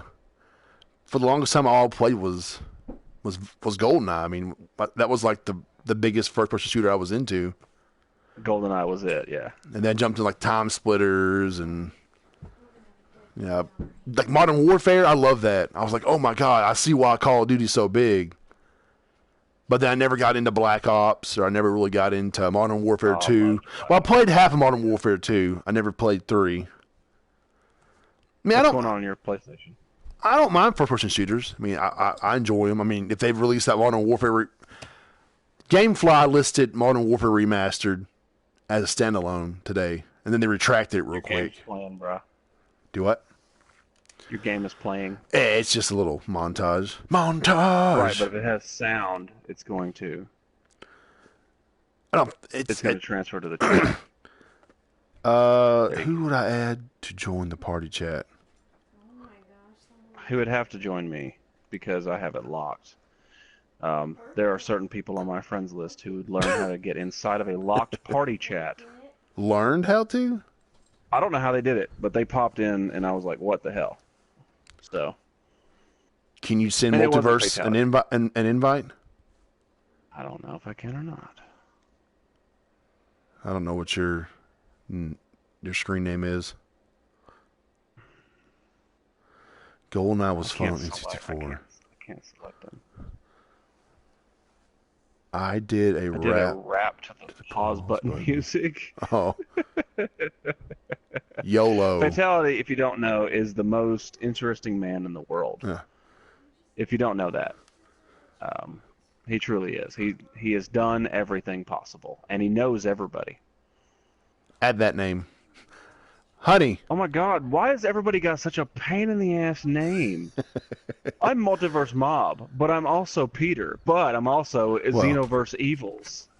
Oh, that's what that is. Oh my God. Xeno. That's why I make it simple. Revless. Everything for me is the nerdy effect. Very simple.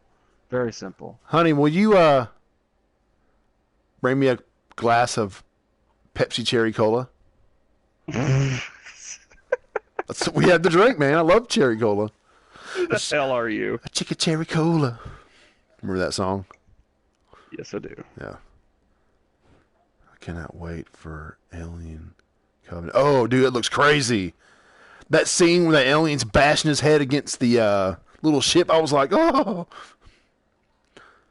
It's Silver. Oh, Silver 1X. Oh, okay. If you prefer. Oh my God. I got two. I can't say much. I got two accounts myself. I mean, I don't use my other one. Bunch of ball hogs. Oh, I hear something being poured. I think she's getting me a drink, y'all. I can't see. Chicken cherry cola. So much because it's frozen. What, honey? I can only pour so much because it's frozen. Oh, look how sweet she is. She gave me something to drink while I'm streaming. What a fiance. What a fiance. Hold on. I can't even drink the. Hold on a second. All right, sorry about that. Eagle Eye Cherry, thank you. I had to lift my PSVR headset up. Oh, it's so sad. I mean, I love my VR headset, but it's sad that I got to use this to sound. So my quality sounds great. Anybody call me? Nope. No.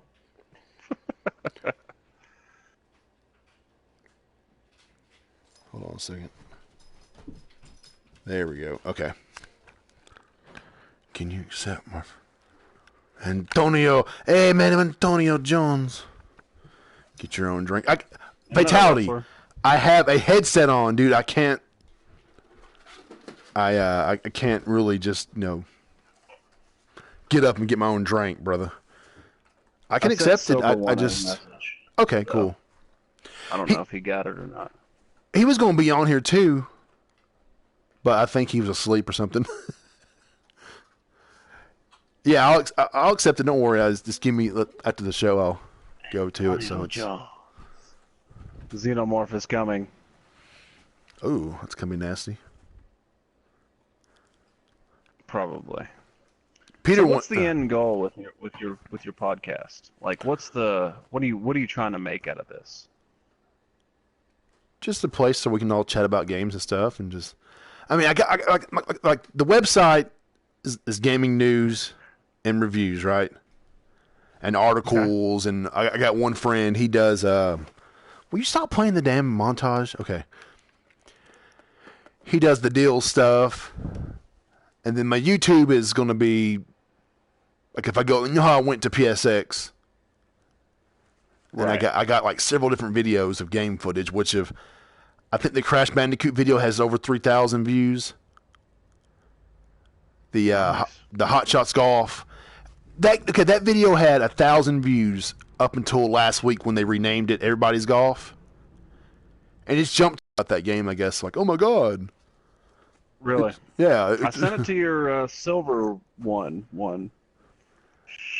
and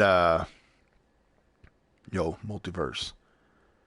Like the YouTube, I want to do like the game footage and like the little Spider-Man joke, and maybe do some video reviews and some original content. Like I want to do the Horizon review, but I don't know. It just take a lot of time, probably.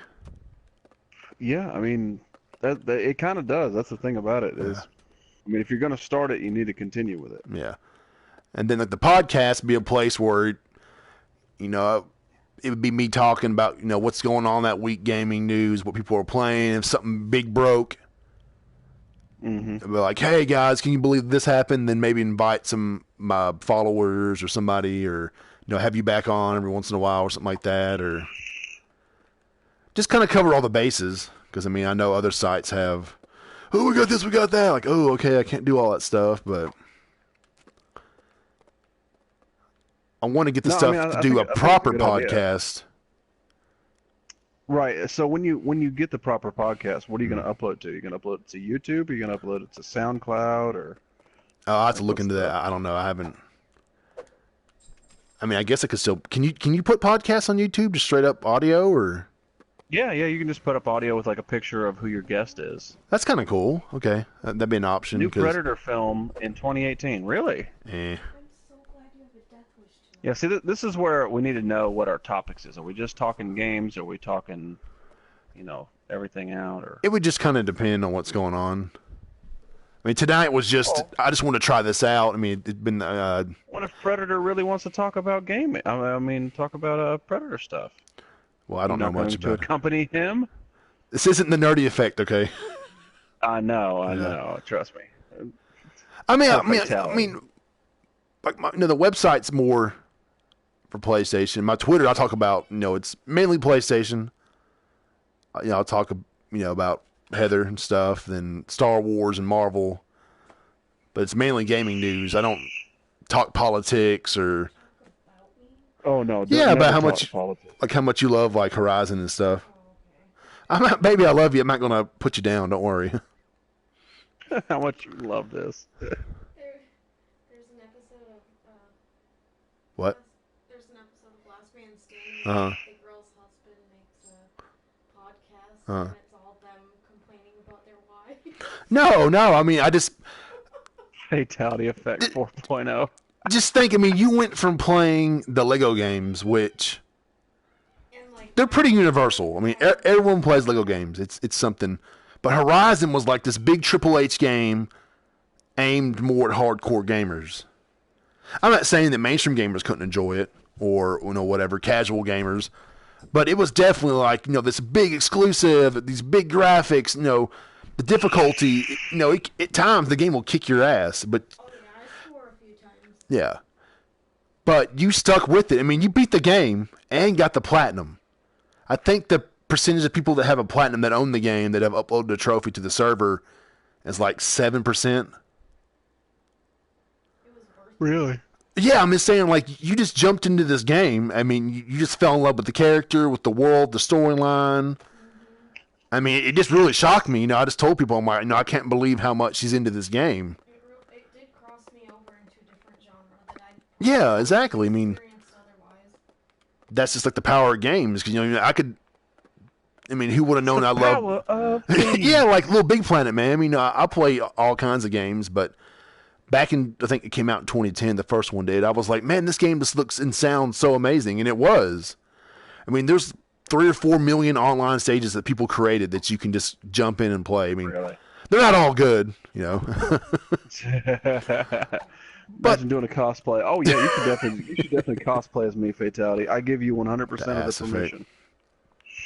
It's just, I was just kind of amazed at how you took to the game. I just told my friends, be like, "Oh, it's so cool, man." Don't worry, I'm not gonna bash you. I know better. It's crazy. I haven't seen the new Kong movie, but I've heard it's amazing. Yeah, and they say they're setting it up for Godzilla King Kong movie. Yep. But I don't see it coming out in 2020. That doesn't seem like enough time to be able to pull off that kind of a movie. Does it to you? Oh, that's plenty of time. Really? They can make a Star Wars movie every other day. Is it the Nerdy Effect, right? Huh? What's up? is your friend? It's your name is the Nerdy Effect, correct? Yes. Okay, Yes. I'm making sure. It's just so simple. I couldn't You know remember. how I know you had the sheets? Ha Effect. No, that was just my name. That wasn't. Oh, okay. So it is the Nerd. Okay, Yeah. right. I'm so used to seeing it, so that's what it probably is. Yeah, it's because you're my friend. Yeah, you know how the gaming streets, the gaming streets. Rogue One was pretty damn good. I enjoyed the hell out of Rogue One. I don't think it's better than the original 3. But, no. Not even none of them. But I do think it's very well done. In my opinion, I think it's better than at least 2 of the prequels. Oh, this is Justin. Okay, cool story, it's Justin. It's definitely better than Episode 1. Well, that don't take much. No, it doesn't. But man, I really liked Revenge of the Sith. Oh yeah, because it was like the downfall of Anakin. Yeah, I just really like Revenge of the Sith, and now I just don't know if Rogue One is better than Revenge. I loved Episode 2. How boring it was. Episode 2 had 1 or 2 good moments. The ending was really cool. Like Django. Yeah. Django was awesome. Like the end of that movie when they attacked Geonosis, when all the clones came in, I'm like, I've been waiting to see this fight scene since I first heard about the Clone Wars, and they're all swooping in on the jets and do what? Oh. Okay. They're swooping in, there's Jedis jumping out, and they're all like shooting machine guns, and there's big robot spiders, whatever the hell that was. And all this chaos going on. I'm like, whoa! So is that better than Rogue One? Oh, no. Okay. Yeah. That was just George Lucas showing his special effects. Look what I can do. Look what I can do. Look at all this money I have. Better than Force Awakens. Oh, no. I really liked Force Awakens. I think Force Awakens was in my opinion, it is... Okay, I'll let you go first. This is your show. List the Star Wars in best to worst. Oh, okay. Empire, of course. Because Empire Strikes Back is freaking awesome. You know what's funny is when I was a kid, I loved Return of the Jedi more. I'm like, oh, it's Jabba the Hutt, and there's these cool song scenes, and there's battling, and there's Ewoks. And when I got older, I was like, wait a minute. Empire Strikes Back is perfect. When I was old enough to realize what was going on, what happened in it, it was like, wait a minute, okay. I see why people consider Empire one of the best sequels of all time of any movie, Right, yeah. So I always go with... You got through naming one. Good job. Empire, A New Hope, because The New Hope, it started it all. And there's... You don't see Star Wars? You can't see the TV screen? I can see the TV screen. I don't see Star Wars. Oh, well, we're talking about Star Wars. Definitely New Hope, then Return of the Jedi, The Force Awakens. I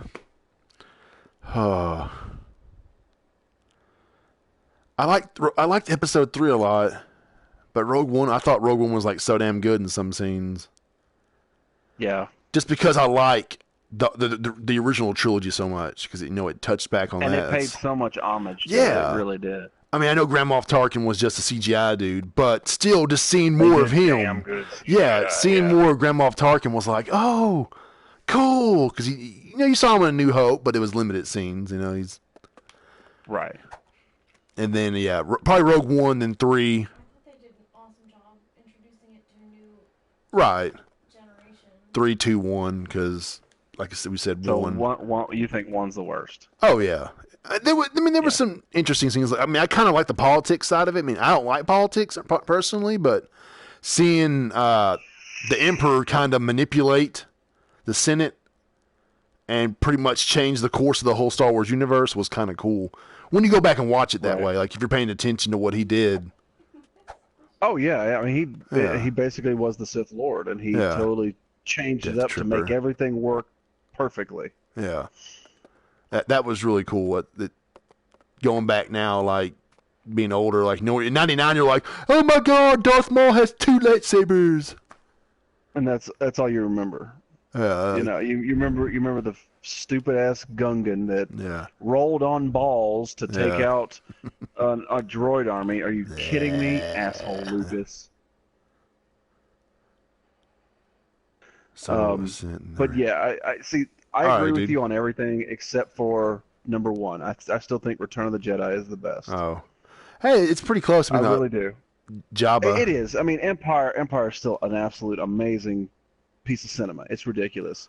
But to me, just for some reason, Jedi is just, I don't know. It feels like it's the perfect culmination of all three movies. Like, you get such a payoff at the end of it. Right. The death of Darth Vader. Spoiler alert! Oh, I know. Oh, don't tell Fatality. Oh. Oops. Finn is my nephew. Sure. Ray is my... he's also related to Janet Jackson. His dad was Michael Jackson. Ray is my secret girlfriend. Don't tell anybody. Yeah, no doubt, right? Yeah. So is Scarlett Johansson.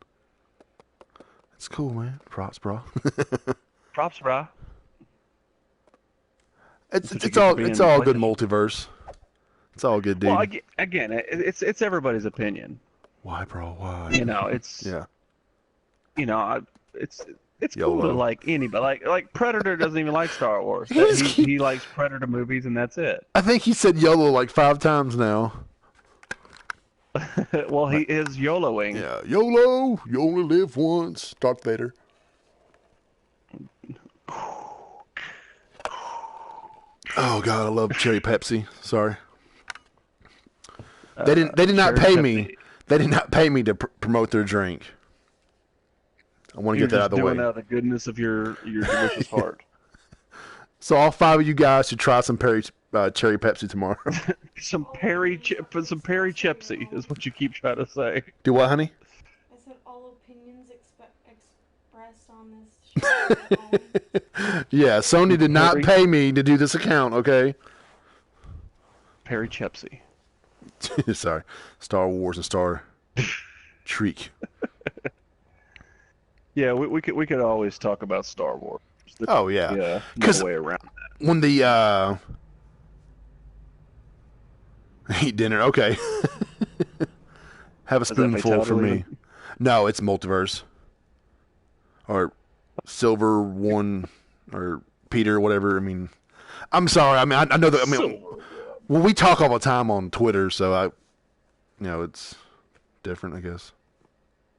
No, it's not different. You are a government name dropper, and you need to stop. I'm pretty sure you love to govern so hard government name people that you cause the earth to shatter and everybody's toilets to explode. Yes, Battlefront 2 VR. Dude, the Battlefront 1 VR mission was so damn cool. You get to jump in the X-Wing. Peter. You get to jump in the X-Wing and escort Peter. What's the droid from Rogue One? K2SO. Yeah. K2SO. You're escorting him. I'm pretty sure he has what's her face in the ship with him. So I was like, oh, this is pretty cool. And of course, it's all in VR, so that's really awesome. I want Battlefront to be a decent game because Battlefront 1 was a major letdown to me. Oh. Absolute letdown. Battlefront 1 was a rush to coincide with Force Awakens. I understand. I liked it. I mean, don't get me wrong. I put plenty of hours into it. It was a waste of $60 for me. Yeah, that was super short. But Battlefront, they wanted to get the game out there with the movie. You know, oh my God, it's a new Star Wars movie after how many years? I understand what they were doing. Yeah. Yeah. So I was like, hey, we get that out there real quick. Bam, bam, make money. It sold, I think, 13 million copies or shipped 13 million. So they made their money. But I have high hopes for Battlefront 2. So if they let me. Yeah, I do too. It's just, they have a storyline. They already said they're going to do a storyline. We know that. I paid which 20. Is a huge improvement. Lucky. Yeah. And then, of course, all the characters from across all eras. I'm like, oh, yeah. Yeah, that's pretty cool, too. I like that idea. Darth Maul out there. Hey, nerdy. I'll just double lightsaber your ass. You'll enjoy it. I like DP, so that's cool. No, I'm pretty sure they're going to right the wrongs of the first game. What they need to do is anybody who bought Battlefront 1 get a rebate for Battlefront 2. Just kind of like, hey, we're really sorry. Somebody posted on Twitter, it's like, thanks for paying for the beta. It's like, oh. Yeah.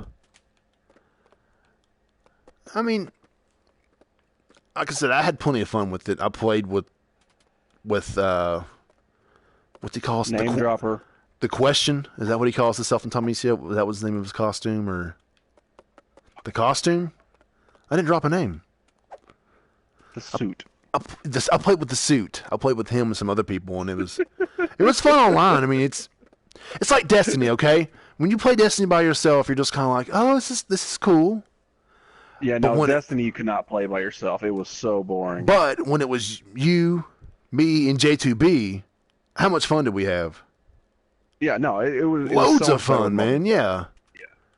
That's how that kind of was. You know, I'm running around playing droid control, getting the little astromech droids. I'm like, this is fun. This is cool.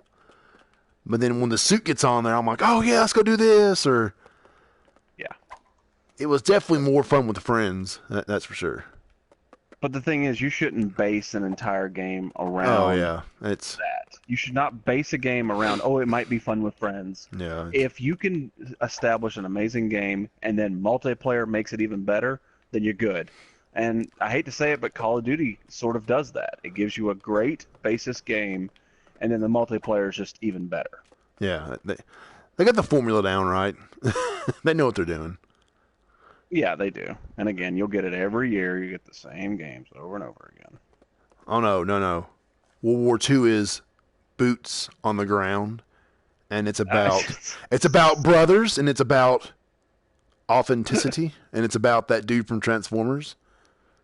And it's love about that dude from Transformers. Josh, whatever. Josh Derhammer. I mean, it's all about that, man. I don't know. They're going back to basics with it. It's, you know, Battlefield 1 did it so well. Oh my. I never played a Call of Duty game. Wow, good. That's a good job. Because I thought it was. It's very difficult not to play a Call of Duty game because you can get them pretty cheap. Yeah, so many people bought the damn game. I thought. Yeah, Advanced Warfare was pretty damn good. Oh, that's what. Okay, Advanced Warfare. Black Ops 3, I didn't even buy. I was a Black Ops 2 whore. I mean, a whore. I would take a diamond-studded golden pistol to the butthole to play Black Ops 2. And then Black Ops 3 came out, and I said, nope. Is that the one that you had that tomahawk toss? Yes. That was like like amazing, like 20 feet away or something crazy. The map, yeah. It was amazing. Yeah, it was absolutely ridiculous. The Darth hallway scene is so awesome. The Darth hallway. Oh, he's talking about Rogue One. Oh, yeah. Oh, God. When Darth Vader fucking came out in the darkness, oh, my God. Yes, See, that's what they need to do. Because they have the rights, they need to make a Vader movie. People always say there already is 6 of them. That's what people always say. There's already 6 Vader movies. Okay, I understand that, but I want I want Vader to go and take on some other Sith threat. Like, I want Vader to be the hero, but he's still a bad guy. Yeah, Can you imagine that? I want the Emperor to be like, Vader, come here real quick. And he... Oh, that's a good impression. You should always continue with that. He comes in the room, he's like, there's some Jedis on Naboo. Go and get them. And No. I don't want him to go against Jedis. I want him to go against you want Sith. Like there's a Sith on the other side of the galaxy that he has to go and deal with. Vader. Like, that's what I want. I want Vader versus another bad guy. Oh, I'd watch an entire movie just Vader. Hell yeah. Can you imagine? Yeah, can you imagine just an entire Vader story that has nothing to do with Jedi? Oh my God. Day one. Well, I'm there day one for all of them, but I mean, Vader's pretty amazing. Battlefield 1 were neat. That's what I said. Multiverse, that the Battlefield 1 campaign was pretty much a tutorial for the multiplayer. Because one of the stories, you're an airplane pilot. One of them, you're a tank you're a tank repairman. So, Really? so like each one pretty much was an element of the multiplayer, so you got accustomed to it, and like you jumped in there like, hell yeah, I can do this. It was. I mean, have you played Battlefield 1? No. It's pretty intense. I mean, I was like the beginning of the game. You're in the middle of a war and you die, but then you come back as another soldier and he'll die, and you come back as another soldier, and they did a really good job of showcasing the casualties of war and the horror of it. That's actually kind of cool. Yeah, that's kind of neat. No, I didn't know they did that. Yeah, I mean, I was surprised. I was like, "Oh, I'm dead," and then all of a sudden, I jumped to the guy beside me. It was Lieutenant Butt Fart, Butt Sniffer, and then he died. They would say like Lieutenant Butt Sniffer, 1892 to 1915. Right. Lieutenant William Johnson, whatever. But, I mean, I was kind of surprised. Future brother-in-law got it for me for Christmas. I was like, awesome, thank you. You're my best friend. Yeah. And it looks, the PS4 Pro had, like, the updates for it. It made it look even better. I was like, damn, it's a DICE game, so the games are all beautiful. I was like, wow, it's so real. Yes, thank you, Sammy Sosa. Season 4 of Star Wars Rebels. Yep, it's the last one. It'll be fine. You'll get over it. They'll have a new show in a couple of years. Yeah, they will. This one's after the end of Return of the Jedi, so guess what? Or it's the untold tales of Jar Jar Binks. That would be nice. I would be down for that. Yeah. Pizza called I Jar would Jar watch Binks. the Untold Tales. Yeah, because what happened to Jar Jar? You just see him briefly at the end of episode 3. Yeah, he just kind of he created episode 2 when he created the Republic Army, didn't he? He pretty much led. Wasn't it though in episode 2 when he gave the vote to use the clone army? Yeah, but that's not making Jar Jar efficient or cool. Made him do something. Criterion, yeah, they did the VR mission correct. You're right. Criterion did the Burnout games. If you don't, that doesn't ring a bell. Oh, dude, I loved Burnout. Yeah, they did the VR mission for Battlefront. Really? Yeah, it was like really Criterion, and they're working on some aspect of the new game too. Never would have guessed that. There's 3 different developers making Battlefield 2. Criterion, DICE, and I think Motif or Massive. I can't remember the third one, but that's up to you. Yeah. Hey guys, did you know we're making this game? Oh, we know now. Yeah. It's up to you to know. I'll put it that way. Because are you getting Battlefront 2 or World War 2 or you don't know yet?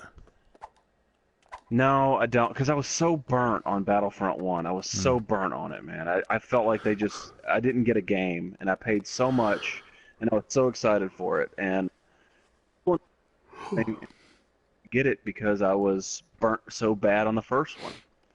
And I hate that thought. I hate the thought of it, but I don't know what to do.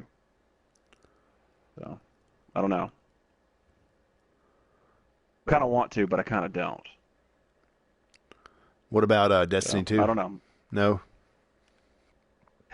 Again, I'm waiting. I'm definitely waiting on Destiny 2. I mean, yeah, because the game, the individual gameplay sucked, but the playing with your friends was awesome. Yeah. But hell, be friends. You know what I mean? Right.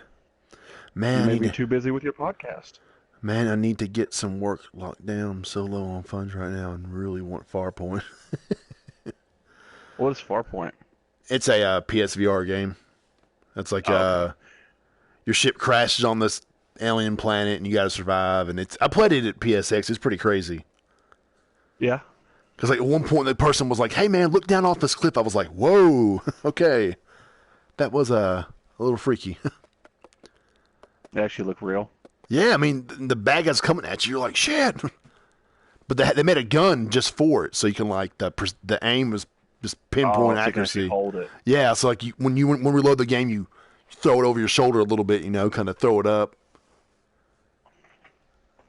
And these big old huge aliens come at you, just spitting at you like, oh my god. 2 versus 2 match. There we go. You got a VR gun too. What are you playing? Who? Oh. You said 2 versus 2 match. I thought you were playing something. Oh no, I'm just running around Sackboy right now. Wee. I don't see you running on a Sackboy. I just see you idling. Hold on. Do what, honey? I said I know we haven't played it in a while. Honey Bunny? Sky was pretty fun. You never played No Man's Sky, did you? No. I mean, if you just want to Again, it was one of those, everybody talked about it, and then it just got kind of boring, just jumping from planet to planet. They've updated it now. You can build your own base. You can recruit people to help at your base. You can get a starship and all this, and a star barge, or whatever you want to call it. They've Star Barge. kind of like Stardew Valley though, where it was really time consuming. right. It's like Minecraft in space. Yeah, In a way. I want that. Oh, not quite. In a way, you collect resources and build things and whatnot. Yeah, but I know it's not exactly like Minecraft in space, but Well, what was that one? It was what was the zombies with Minecraft? What was that? there's Minecraft. There's zombies in Minecraft, so No, it was just brand new. It's not brand new. It was out maybe 5 or 6 months ago, but it was like zombie Minecraft. Something dead. I can't think of what it is. something dead? Yeah. Falling to your death in VR is trippy. Hell yeah, I bet But it is. Basically, picture Minecraft, but like with zombies. Can't think of what it was. Dude. Damn it. See, Multiverse, he knows people that know people that know people that know people. Well, he knows people that, he's talked to all these developers for Sony. Like, oh, yeah, I've talked to him. He's really cool. I mean, I was like, oh, you want to drop some more names for me, Multiverse? 7 days to die. 7 days? Oh, okay. That game was really obscure. Yeah, it's Minecraft zombies is what it is. Yeah, I'll be okay. You can have fun with that one. No, I'm not touching it. No, when's your birthday again? I have just been in and out of game and film industry for over a decade. Oh yeah, I watch your videos and the quality is just amazing. Is he one of the ones that inspired you to do this? No. Do what, honey? What'd you say? What? Mickey, he was misbehaving, so I made him sit with me. Oh. I've been wanting to do a podcast. I mean, it's like, hey, it'd be kind of fun discussing games with different people. Kind of get my online friends involved more. Right. I was like, I've been saying it for a few months. Oh, I'm going to do it. I'm going to do it. I'm going to do it. And then I just get nervous or just, there's already enough of them. I don't know. I just decided, last week I'm like, why not? Just, Here's my thought on that. have fun with The it. thing is yes, there's a bunch of different game talk shows, Right. game podcasts, Twitch streamers, stuff like that. But they are not you. They do not have Right. your opinion. They do not share your Yeah. views. The only person that has that is you. And the only way to get your thought out there, whether it's to 6 people, 3 people, 100,000 people, is to get out there and do it. Because, sometimes Twitter, you don't have 140 characters. And you're like, okay, I got to And it's figure difficult out what I want to say convey. in this little spot. Yeah, and I figure, Yeah, it's hard to say what you want in that little bitty span. the podcast, well, whatever this streamcast, it'd be a different way to express Would you call it vidcast? vidcast. I don't know, man. I'm calling it the BRAHcast, okay? It's my own Oh, yeah, thing. that's right, the BRAHcast. The Brah. Your disgust. And next time it won't, I'll have a list of topics and, go down the order or something or. Yeah, this was just This trying was to get just, stuff yeah, the just way you see- want it to. And I mean, it's like, I enjoy doing the videos and all that, but sometimes even gaming with people, I still get kind of nervous. I'm like, oh, I know how you game with a lot of your friends online. And I probably don't game online as much as some people do. That's why I kind of like PlayStation. It's because there's so many single player games, and that's what I've always kind of leaned more towards as a gamer. But I want to open up more and play more online player games just because it's fun, and you get to enjoy those moments like the Destiny memories we might have, or Rocket League, or you remember Halo 4 that time that you, me, Timmy, JJ, Justin were all playing. Yeah, it was like so many people were on that same night, and it was just bad. Yeah, right. I still remember that, even though I'm probably sure get my ass kicked, but just kind of, I want to get out of that shell more. Do what, honey? More social gaming. More social gaming, yeah. Because I think I think I can really build something, and I want to. I really love video games, and I feel like I might be heading in the right direction. Be heard. Yeah, that was a lot of fun too. Mesh with. Yeah, that's what the Multiverse said. Like, hey man, you have you got your Twitter audience, and that's a good jumping point to different aspects of gaming. And like I said, my YouTube, I have ideas for like just little Brah videos where it's about gaming, but it's actually like a little story to it. Like, I had an idea for one where an Xbot challenged me. That's what they call some of the hardcore Xbox guys, Xbots. Because, they're slaves to Microsoft. Okay. Well, one he challenges, where he challenges me to like a wrestling match or like a UFC type match. And like I'm training and, I'm doing like curls. And I have PS4 controls in my hands. And I'm doing push-ups and Heather's like stacking PS4s on my back. and then just like training and all this stuff for this fight against this Xbox guy, just stuff like that. And a lot of people say that Sony pays off the media, right? And I want to do a video whereas I'm like, it's me, but I'm part of this club where you send money to Sony so that they can send the money to the developers and to the website so that they'll talk good about PlayStation. And you don't talk about Sony Fight Club. Yeah, pretty much something like that. Like, hey guys, it's the Brah here. Not only am I a member, but I'm also a fan and all this. And every $100 you send, we can go pay off IGN to say the PS4 is the best system ever. Just kind of making fun of how some of the console stuff is online because it. Wow, $100. The console wars. I mean, I have a timeline full of people who argue all day about. Well, the Microsoft has only published 2 games this year, and all they do is talk about controllers. And I see that stuff. Microsoft probably should publish more games this year, but they're kind of saving it all for the Scorpio. They're releasing this big bad monster. They're not into the previous gen for any reason. Nintendo did with Zelda. Right. They are making games, but I just can't. I don't want to focus on all that. I don't want to chat and be like, oh well, yeah, screw Microsoft. No, man, I'm beyond that stuff. Yeah, Hype Club. There we go. I love that. Hype Club. God of War. You don't talk about Hype Club. Yeah, the new God of War is going to be the best father and son game ever. You don't talk about Hype Club. That's a good one. That's really funny. I just want to talk about PlayStation and the games coming out for it and the games that we're playing now. I talk about the past. I'll post pics of one of my old PS1 games and be like, man, I remember, the summer of 99 playing this 66 nonstop, like Final Fantasy 7, 8, 9, all those games. And right.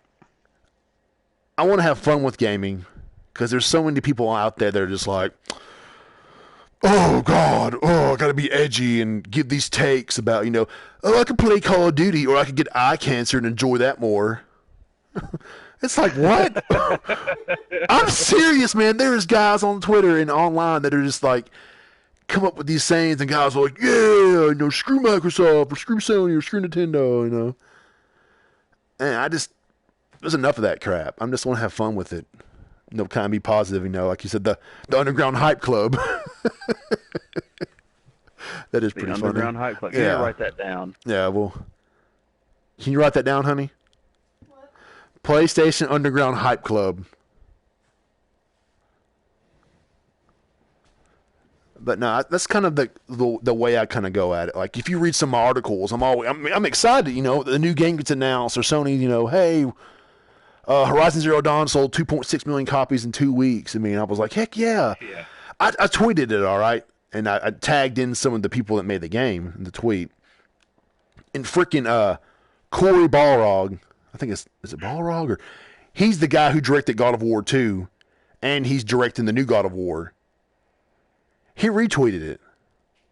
Really? Yeah. So I was like, wow, dude, that was like a really cool moment to me. It's on the calendar board on the fridge. All right, thank you, honey. It's just that it's just crazy, man. It's kind of weird how I don't know how that got to him or how he saw that, but somehow he did, Right.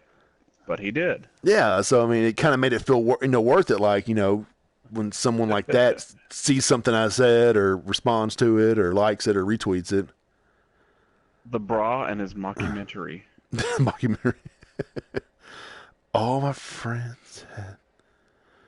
I'll be honest, PS3 was the first PS3 console I bought, but prior to that, I had played tons of PS1 and PS2. Had that, and even though I am the PlayStation Brah, I got a 3DS. I play it from time to time. I've had, the N64. All credibility. I told people that I've had all the gaming systems. They are about to boycott you. Still have a bunch of gaming. Yeah, you are done. My preference is PlayStation, but I'm not. I won't ever be like, I ain't playing the Xbox One. That's it. You're over. They are going to. Yeah. They're going to. No. Burn all your merchandise. What merchandise? That they have bought from you. I don't have any merchandise to sell. You never ever say that. You are PlayStation Brah till you die. I'm pretty sure one day I'll have a Switch, and I'm pretty sure one day I'll probably get an Xbox One. Spoiler alert! Switch. I'm just owning you anyway. So months too soon. They should have released later this year with more. They had to get it out for the. Had to get it out for the financial results, right? March, that's when they cut off for their money. So is David, especially these days as a dad. David does seem really cool.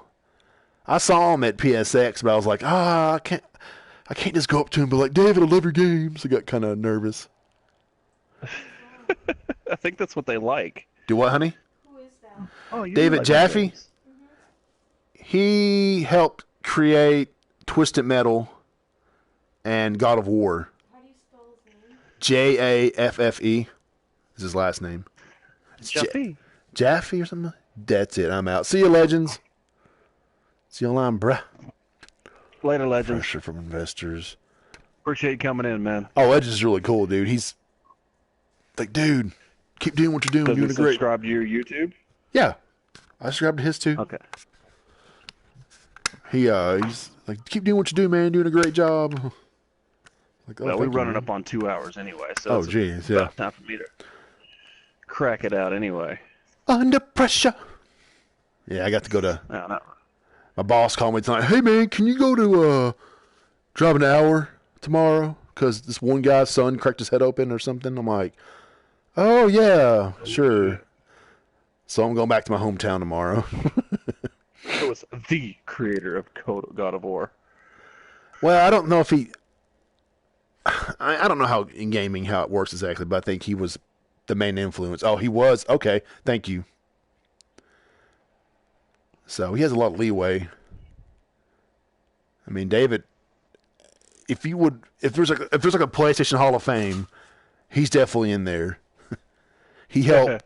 he helped form, like the attitude, the look of it, the gaming, the way that Sony. I mean, how many Twisted Metal games is there? 6 of them? 7? I was gonna say 5, but I think you're right. There's 4 on the PS1. There's Twisted Metal Black, and then the PS3 version, and then there's like that little PSP version, Twisted Metal Mini. Yeah, I worked under him as a tester. Oh, cool, dude. Oh yeah, calling all cars, that online game. Oh wait, I forgot you started the chat, didn't you? Crap. Yeah. Why? Well, when you leave, I gotta leave too. Well, yeah, that's true. Well, yeah, we did 2 hours. It was a good creator. Test. We got some good feedback and all that, so I think it works. Next time I want to get a better microphone, but if I now all I see is the screen. I had some notes written down. It's kind of hard to see them when you get the screen in front of you. You don't have to put the VR to stream, do you? No, but the microphone. The microphone sounds so much better than my gold headset. Maybe Multiverse can tell me some headsets to check out, or some microphones or whatever that's compatible with the PS4. That PS was good. Life and dude, man, he's getting pretty upset online about people dissing Drawn to Death. Did you download that? Oh yeah. I didn't download it. I watched people play it. You ain't gonna download it? No.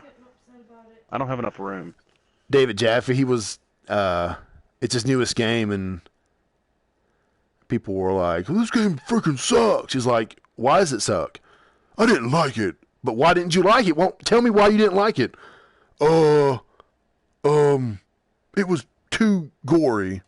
Well, okay, I mean, he was literally arguing with some of the some media. I'm like, dang, dude.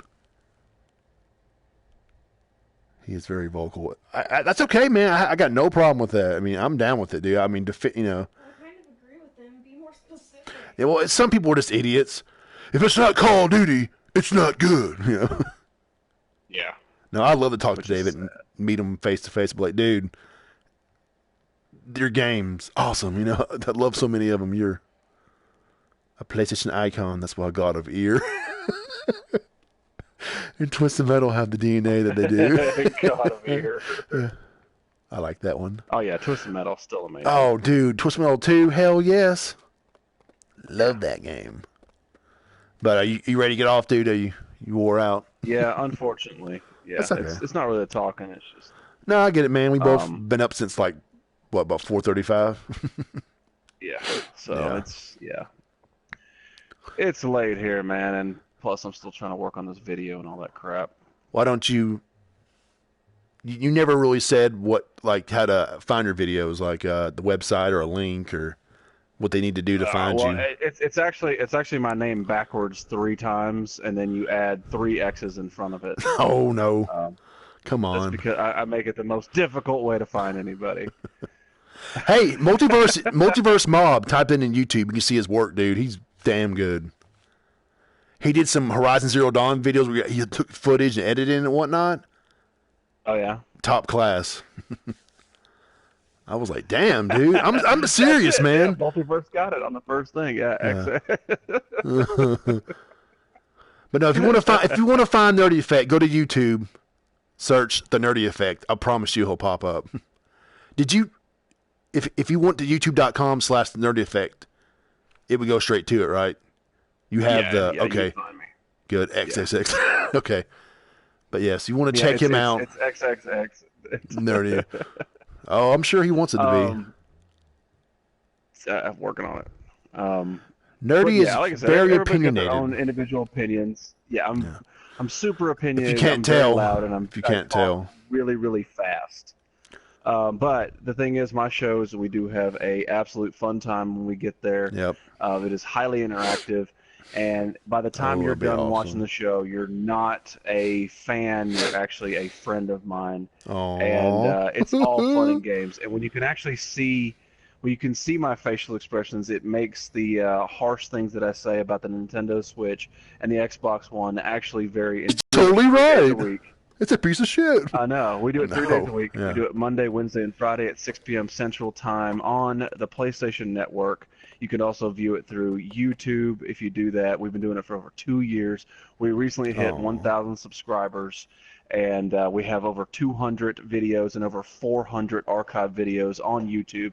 TheNerdYEffect, the Nerdy Effect, across all platforms. When I say all platforms, I mean PlayStation and Instagram, and that's all we got because Twitter makes my brain hurt. Oh, boo. But anyway, that is how it is, man. I do appreciate being on PlayStation Brah's very first BRAHcast. No. This was the pre-alpha beta test, the pre-alpha 1.0 test deluxe 1.0. edition with the DLC that you get in the future. You don't get it day one. For $9.95. Yeah. I mean, that makes sense, right? But this is just the ground floor of something that he's building that I believe will be pretty damn badass. Oh, you're so sweet. It's awesome. Yeah, it's awesome to actually be a part of this.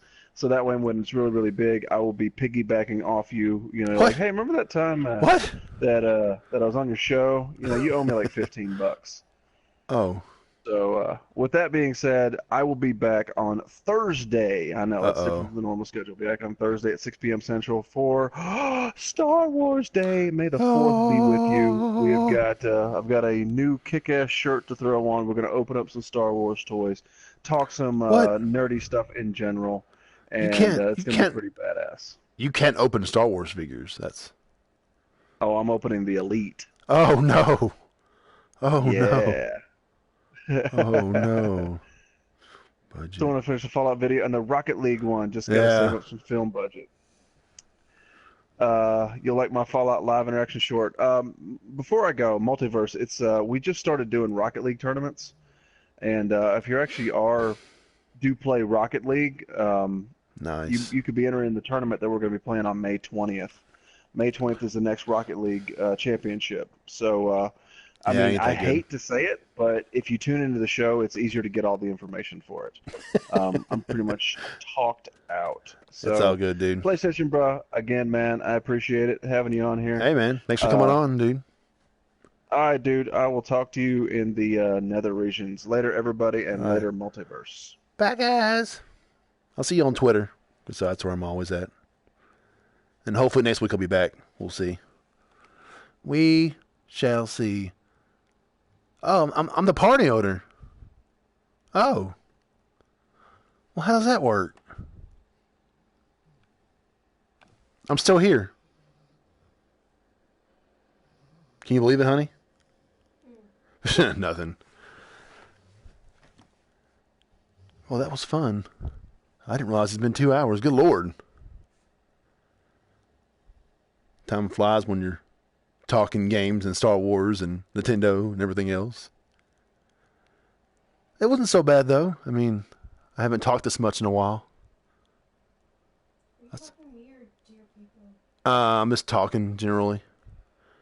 Because there are still people on there. Oh, yeah, no, there's 3 people. They're like, hey, brah. You're playing the little sack boy. But yeah, this was just a test out to see how it would go. And I mean, it was pretty fun. Next time I'll have to figure out a day. I'll be out of school here soon, so it won't really matter. What do you think, honey? Monday's fine? Tuesday? Yeah. Which day? Probably Mondays. Monday, okay. I'll probably try to just do it Mondays and then have different people on. To look forward to after a crappy Monday. Yeah, I know, right? Bring water. Water, you bring cherry Pepsi, okay? Get it straight. Get it right, man. But no, I want to have different people on here. I know I've asked before if, hey, who would want to be on a quote-unquote podcast with me? And, well, Multiverse, he stepped up. And then I've had other people say, hey, I'd love to. And it's not quite a podcast yet. It's this is the half-assed version. But still, it's a start of something. Something I can get used to and, be more social with. Take turn, learn the learning experience. Next time I'll definitely have some notes, something like the blue snowball can be found for low cost and plugs into PS4 by USB. Okay. I can't write blue snowball down, but I will look that up after I get off. Faux show. I mean, you know what you're doing. Multiverse has been doing videos, and you should see some of his Horizon Zero Dawn videos, honey. They are awesome. If you want to hear the quality of that, I can party chat with you later. All right, heck yeah. But yeah, like the fiance, the PlayStation fiance said you could definitely Mondays. That is kind of good. That is kind of a. It's Monday, guys, and Mondays aren't always fun because it's after the weekend. You're like, oh man, I gotta get back to work, and you're all groggy. You're like, oh no. But then you get home, eat dinner, and it's like, it's brawl time. Escape from the perils of life.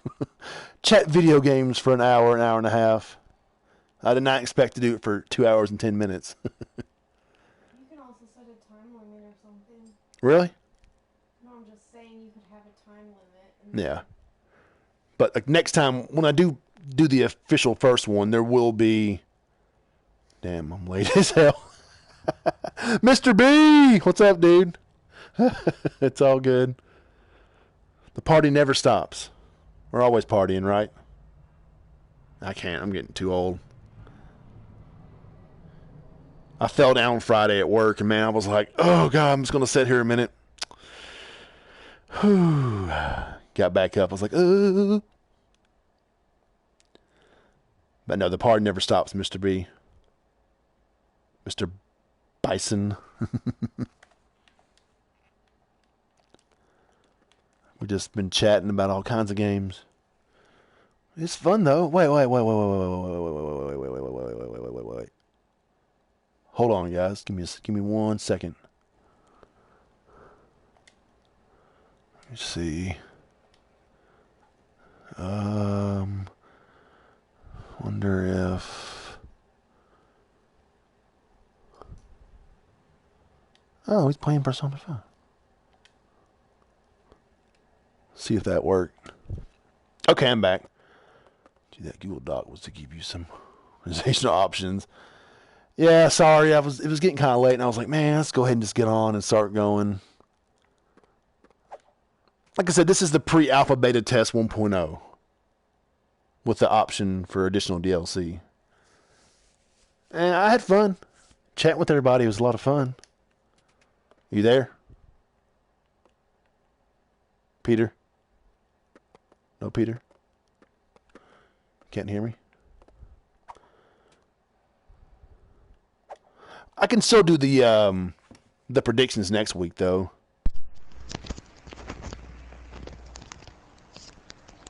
Are we live? Hey. Peter? Yes. Okay, good. You're there. Will this Sorry, somehow... I had to move things around because I have my dinner plate in front of me. I'm done eating, but my mic wasn't yeah. I forgot you're eating supper. I'm sorry. I got my mic. I'm going to plug it in right now. Hold on. Okay. You get an idea of what it sounds like in party chat. Yeah, it's going to be... once the stream is over, it'll be on YouTube in, I don't know, an hour or so. You didn't miss much, dude. It's my friend who... No, he's a big streamer. He's been streaming for the past 2 years, and he takes like a month break sometimes in between doing his show, and I had him on here talking and promoting his stuff. If you want to check him out. You know, it wasn't anything amazing. Just talking about games and listening to him dissing Nintendo Switch. So this is what I sound like now. Oh, it sounds much better. What were you on a second ago? The included earpiece or whatever of the Samsung phones. Oh, really? Huh. Yeah, the earbuds. Yeah. Huh. I just had it plugged into my controller. And this is the Snowball, right? The blue Snowball? Yeah, this cost me like $50. There's a nicer one you can get that I actually bought but gave as a gift on Christmas to someone called the Yeti. Yeah, okay. I think it would also work, but it's like $100. Oh. So yeah, so you effectively double your price, but it's a nicer one. It sounds nicer if you're gonna do not PlayStation. Yeah, that's the goal. I mean, like I was saying, I'm just, we're getting married in what, 2 months, honey? And I don't have the money. Congratulations. Thank you. He said congratulations, honey. Oh, thank you. And we just can't afford to go. Oh, I'm gonna go buy this. I mean, I guess you ain't gotta have a supercomputer to do it, but. I mean, you sound fine right now. Okay, this is the PSVR headset. Right. So you have the mic directly on your face. Yeah, and it sounds great, but then that gold headset is terrible. Yeah, it's weird because why. the platinum headset sounds better, and it has a high-quality audio mode for party chat. Oh, sweet. What, honey? But I don't think it sounds as good as my mic. Hold on a second. Do what, babe? Just the microphone on the headset. Yeah, it's not. So you have the platinum headset? No, my buddy Sam does, and I got to try it out for Uncharted 4 and Horizon. Okay, oh, so... man, that 3D audio. Oh. Yeah. I heard the 3D... I played Infinite Warfare with it on. I was like, oh my god! At PSX. Well, that's not 3D audio. I know, but I mean, still, I was just like blown away how good it sounded. And then someone was like, dude... it sounds alright. The virtual surround sound, you mean? Yeah. He's like, dude, you need to try the real deal 3D audio. I was like, oh, okay. Yeah, so have you ever seen a movie with Atmos audio? Some of the nicer IMAX theaters have Atmos. It's where you have the Dolby 3D audio, basically, where they have ceiling speakers and speakers that are pointed at the floor to bounce back up to you. I think they have those our IMAX, correct? Yeah. I think they do. Yeah, so you go from essentially 7.1 channels to virtually hundreds of channels. Whoa, that'd be awesome. So that's how Uncharted and Horizon sound. It's not quite as, massive as a theater, but I was literally standing... Are you familiar with the first little town you get to with the tall neck? Yeah, Devil's... the Watchers, and there's a fire pit, like a fire pit not far by? Yeah. Or not too far away? Devil's Nest or whatever? Yeah, so yeah, something like that. I got onto the bottom floor... and went up the ramp, and there was a Watcher above me. Really? And I could hear it directly above me. Oh. And I could also hear the fire directly, like behind and at an angle behind me. Damn. I could tell the height, which is the really interesting part. It's more for gaming than it would be for streaming and chatting, right? Correct. It's only 2 games. Well, I think MLB also. Only 3 games currently have it. Okay, so it's not really a... Now, here's the thing. You have the PSVR. So your breakout box also does 3D sound, even though it's not quite the same. Right. But you can do surround sound without wearing the headset from your headset. Oh, damn. Okay. So you can use a... headphones, like your gold, plugged into your PSVR breakout cable and play on your TV. Games like Uncharted, Infinite Warfare, etc. will recognize it as a surround sound headphone. Now, you won't get 3D, however, because that's a little different. That's where the 3D mixing is happening, and being set to a surround receiver on your headset. Right. But it's still really nice to have it without having surround headphones, all the time, or purchasing them. Okay, I'll definitely check out the Blue Snowball. Oh, shit. The Blue Snowball then. Yeah, the Elite and the Platinum headsets were the ones I had. I didn't get the Platinum myself because the Elites had a kind of design flaw. Do what, honey? Is it just a microphone? Where they would crack at the hinges. Have you heard of that? Yeah, I heard about that problem. Both Sam and I had Elites, and they were amazing while they lasted because they had the nice rumble where it felt like you were at a theater or a concert. Right. And they had virtual surround sound, but they both cracked. That's all that rumbling. Oh my god! Are they on Amazon? Is there a specific model?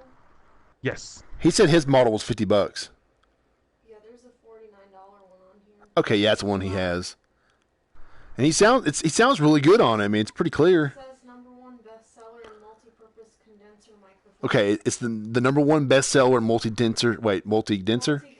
multi-condenser microphones. So there is 3 cardioid patterns. There's 3 patterns that the...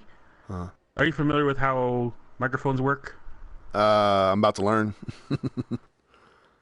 Well, or just sound in general is air that's moving, right? Right. Vibrations in the air. Okay, so I'm going to show you right now, and you'll actually hear different sounds. Right now, I have the one that's designed for directly at me. Then I have a kind of slightly wider. Then I have like an almost omnidirectional mode, where you'll hear the whole room. Oh, cool. And there's a hardware button to switch between these 3 patterns. So here's one switch. So I might sound a little bit different now. You might hear more of my room. I'm not sure. You sound more distant now. Okay, and I can go right up to the mic still. And here's Omni. Oh, I can already tell. So now you might be able to hear more of my room. It sounds like you're on a speakerphone. And I can still come up to the mic, but it's more outward. That's really cool. Now, I believe the Yeti has another pattern that this one doesn't, where it's bidirectional. Mm-hmm. Meaning it's usable in a 2-person format for like interviews where you have the mic between you and the other person. Oh, cool. So if I wanted my fiance to be on, she could just sit beside me and we could talk, right? Correct. Or you can face each other slightly. But if it's just the 2 of you, you can sit beside each other and use the second mode where it's a slightly wider field, but it's still aimed at both of you, and then you just drive up the microphone volume in the settings. Because, you've made podcasts before, right? Or back in part of 2007. Is it hard to get the pieces you need for it? Is it something you gotta really? It depends on what you're doing. I've helped like co-produce and do back-end stuff for video and podcasts. Yeah. I've been guests on podcasts. And I've done lots of like film work that involves audio, so it really depends on what your goal is and how deep you want to jump in. Starting out, it wouldn't be anything too extravagant. I couldn't really. I just spent $10,000 money on all this stuff. No, I don't mean that. I mean, like, are you gonna have strictly audio? Do you want video to be playing? Do you want sound effects at your disposal, etc.? It would probably just be like an intro and outro music. I definitely that stuff. I always. Intro music. You definitely pull off with like a low-end computer. Okay, we have a Mac, but that ain't really saying much. How old is it, honey? I don't know what model it is, but it's still audio is kind of lower end when you're doing a podcast. You don't need the craziest thing. Do what, honey? Until you start having multiple people in the same spot. Oops. I might. 2's fine. Okay, I'm not trying to go for anything super extravagant at first. Just something to kind of get the ball rolling. And then if, it does get more popular. Yeah, and your Mac should suffice to do some simple mixing, to play your intro, your outro. Oops. Yeah. And to even play some sound effects or sound bites from recent media, for example. Oh, yeah, definitely. If, Shuhei said something, or Sean Layden, or somebody said something big, hey, or if somebody just wants to play like a silly little song after you've made a strange comment. Oh. Well, dude, I sing enough as it is, so we don't need that. I meant like the stuff where it's like they go to the Rockabye Baby, or no, what is that? Where Shuhei was falling asleep. Oh yeah, yeah. That little musical tone, for example. I gotcha. But it's definitely something, and then this is the first step. It won't be until about July when I can start really actually getting serious I thought about it was pretty intriguing. I've seen a lot of different approaches to podcasts, and I was entertained. You had good chemistry with your buddy. Well, I've known him for a while, and he is very opinionated. Like, he is very opinionated. Oh, yeah. And sometimes it's like, dude, I get it, but you gotta. But like, he wasn't like attacking you. That can be a good thing because you can go back and forth, and it makes it more entertaining for third parties. Right. Because if somebody is like just constantly agreeing with someone else, it's like samey, and like you'll go back and you're like, why do I want to hear this? Right. That's one of the things that like some people hated. Yeah. Mostly because of misinformation, but a lot of people, including myself, loved about the #1 PlayStation podcast, as they would always say. You know what I'm talking about? Oh, you're talking about PS I Love You? Kind of Funnies. Yeah. PS I Love You, which is ingenious name. XOXO. Yeah. Yeah, I know, man. I love their intro song too. Gosh, it's a perfect name. That's so ingenious, Yeah. Now, Colin Moriarty might not be everyone's favorite, and he may have some strange opinions, but he also has some very valid arguments. Other than Scorpio, he hated on Pro, then loved Scorpio. I thought it was funny that they hated on Pro, and then Sony didn't send them one. Yeah, they didn't send anyone, but the thing is, they didn't have a reason to if they're gonna hate on it. Like, right, there was no they point. claim to be enthusiasts. If they really were, they would go out and buy one. They have more than enough money. Oh yeah. However, the point was that Colin, he didn't like the same things that Greg liked at all times, and he hated things that Greg liked, and vice versa. And so they could fight over it and not always agree, but sometimes come out with an end result. And that banter was natural. It was like years of them knowing each other, and that is why I liked listening to it, because I could hear kind of this, and they kind of forced that too, or at least Greg did. Greg's a great guy, you know. Peter, he's really energetic, and he's acquired taste maybe, but I've known him for several years because he's a local. Right. I don't know him very well or anything, but I've run into him plenty of times. Did you see what No Dat Kid said? Are you still in the chat? I didn't. Sorry. He said, I just learned more about audio in the last 3 minutes than I have in my lifetime. Good job, see? So the Final Fantasy 15 preview event, do you remember that? I had a ticket for it. I just didn't go down to LA. I definitely watched it. So Greg geeking out. Actually likes Final Fantasy. But he Colin knows enough about it to play it. Well, Colin wasn't there. Okay. Oh, okay. They were with, I think, Kevin or somebody else who was a huge fan. Okay. Like, huge fan. But Greg kept playing, forcing himself to play the casual, why do I like Final Fantasy? Final Fantasy, this and that. It's like, why would I be interested? I like the driving. He's just kind of playing the contrarian.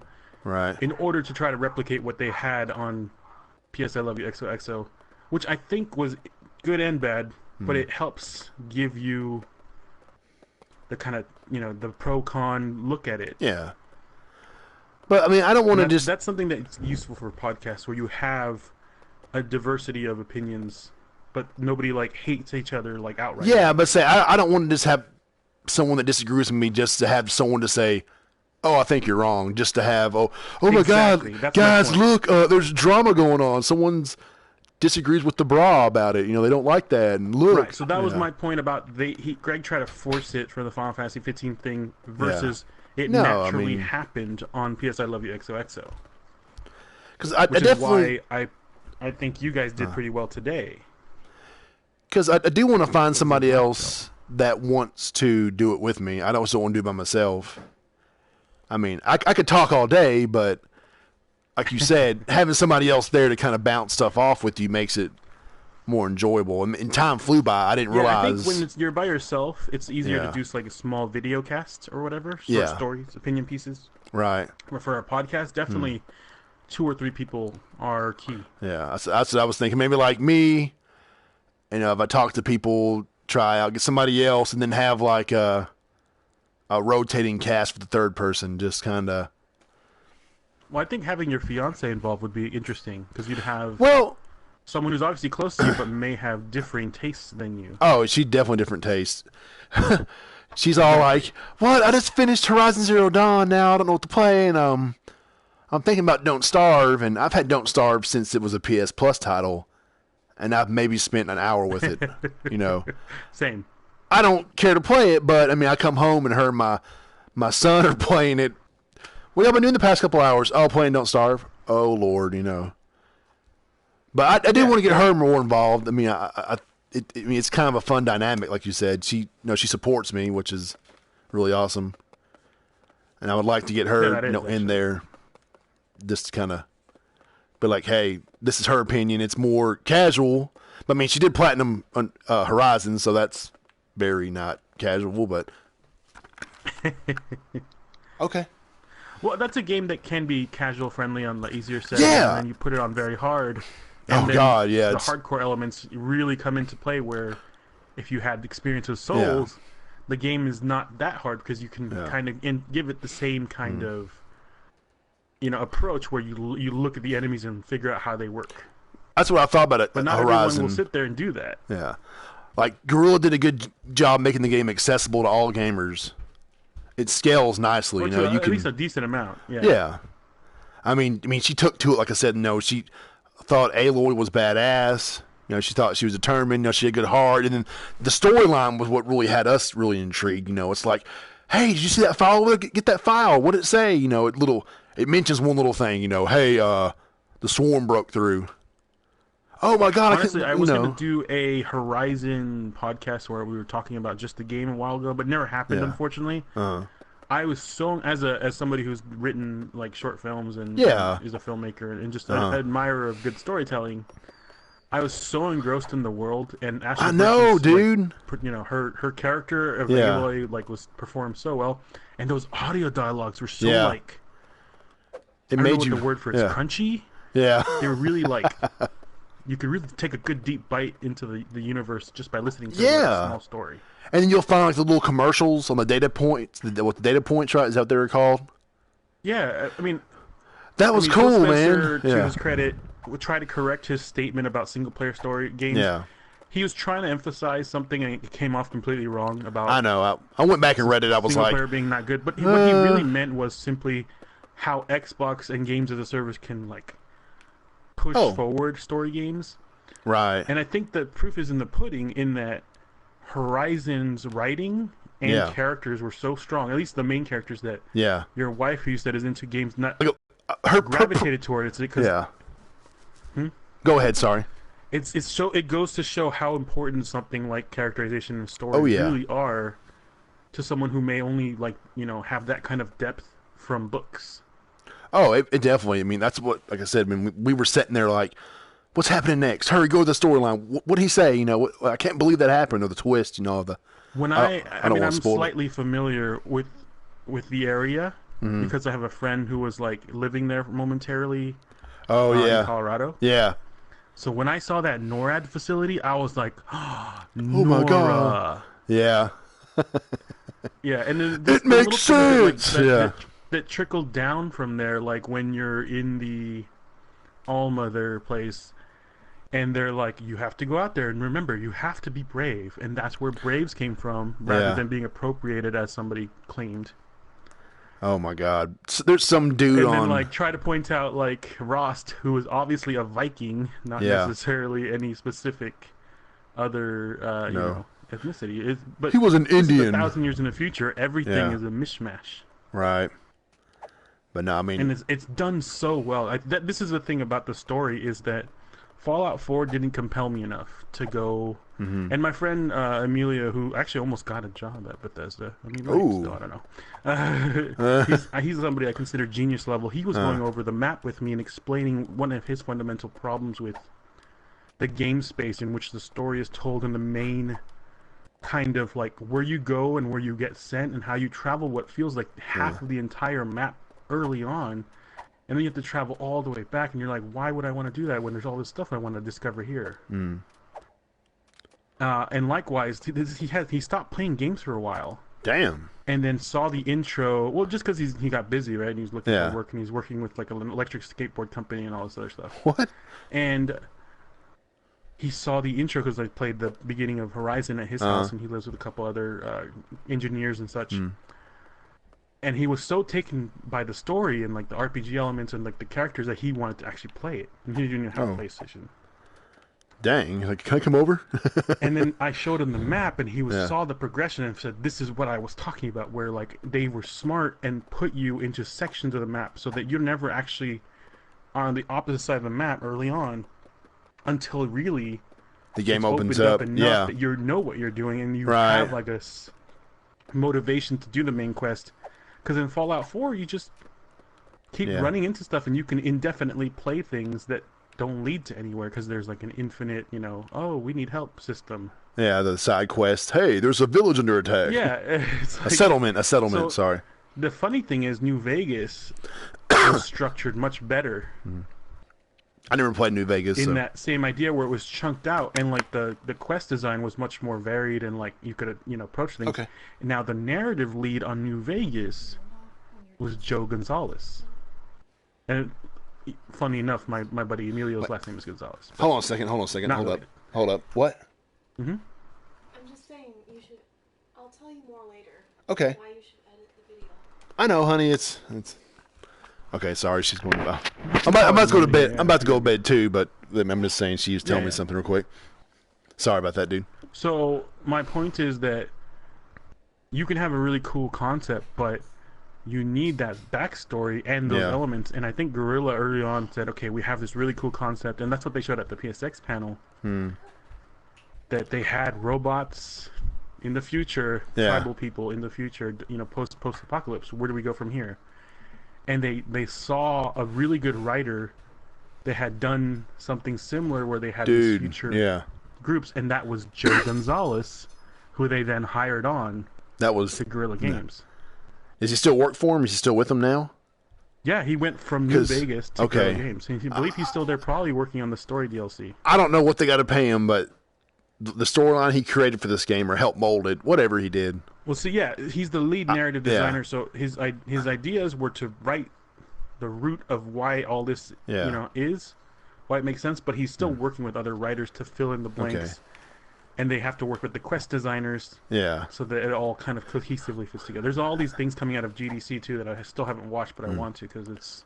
I want him. I did watch the them to keep him. Quest system for GDC for Horizon. Oh, how they developed it? Yeah.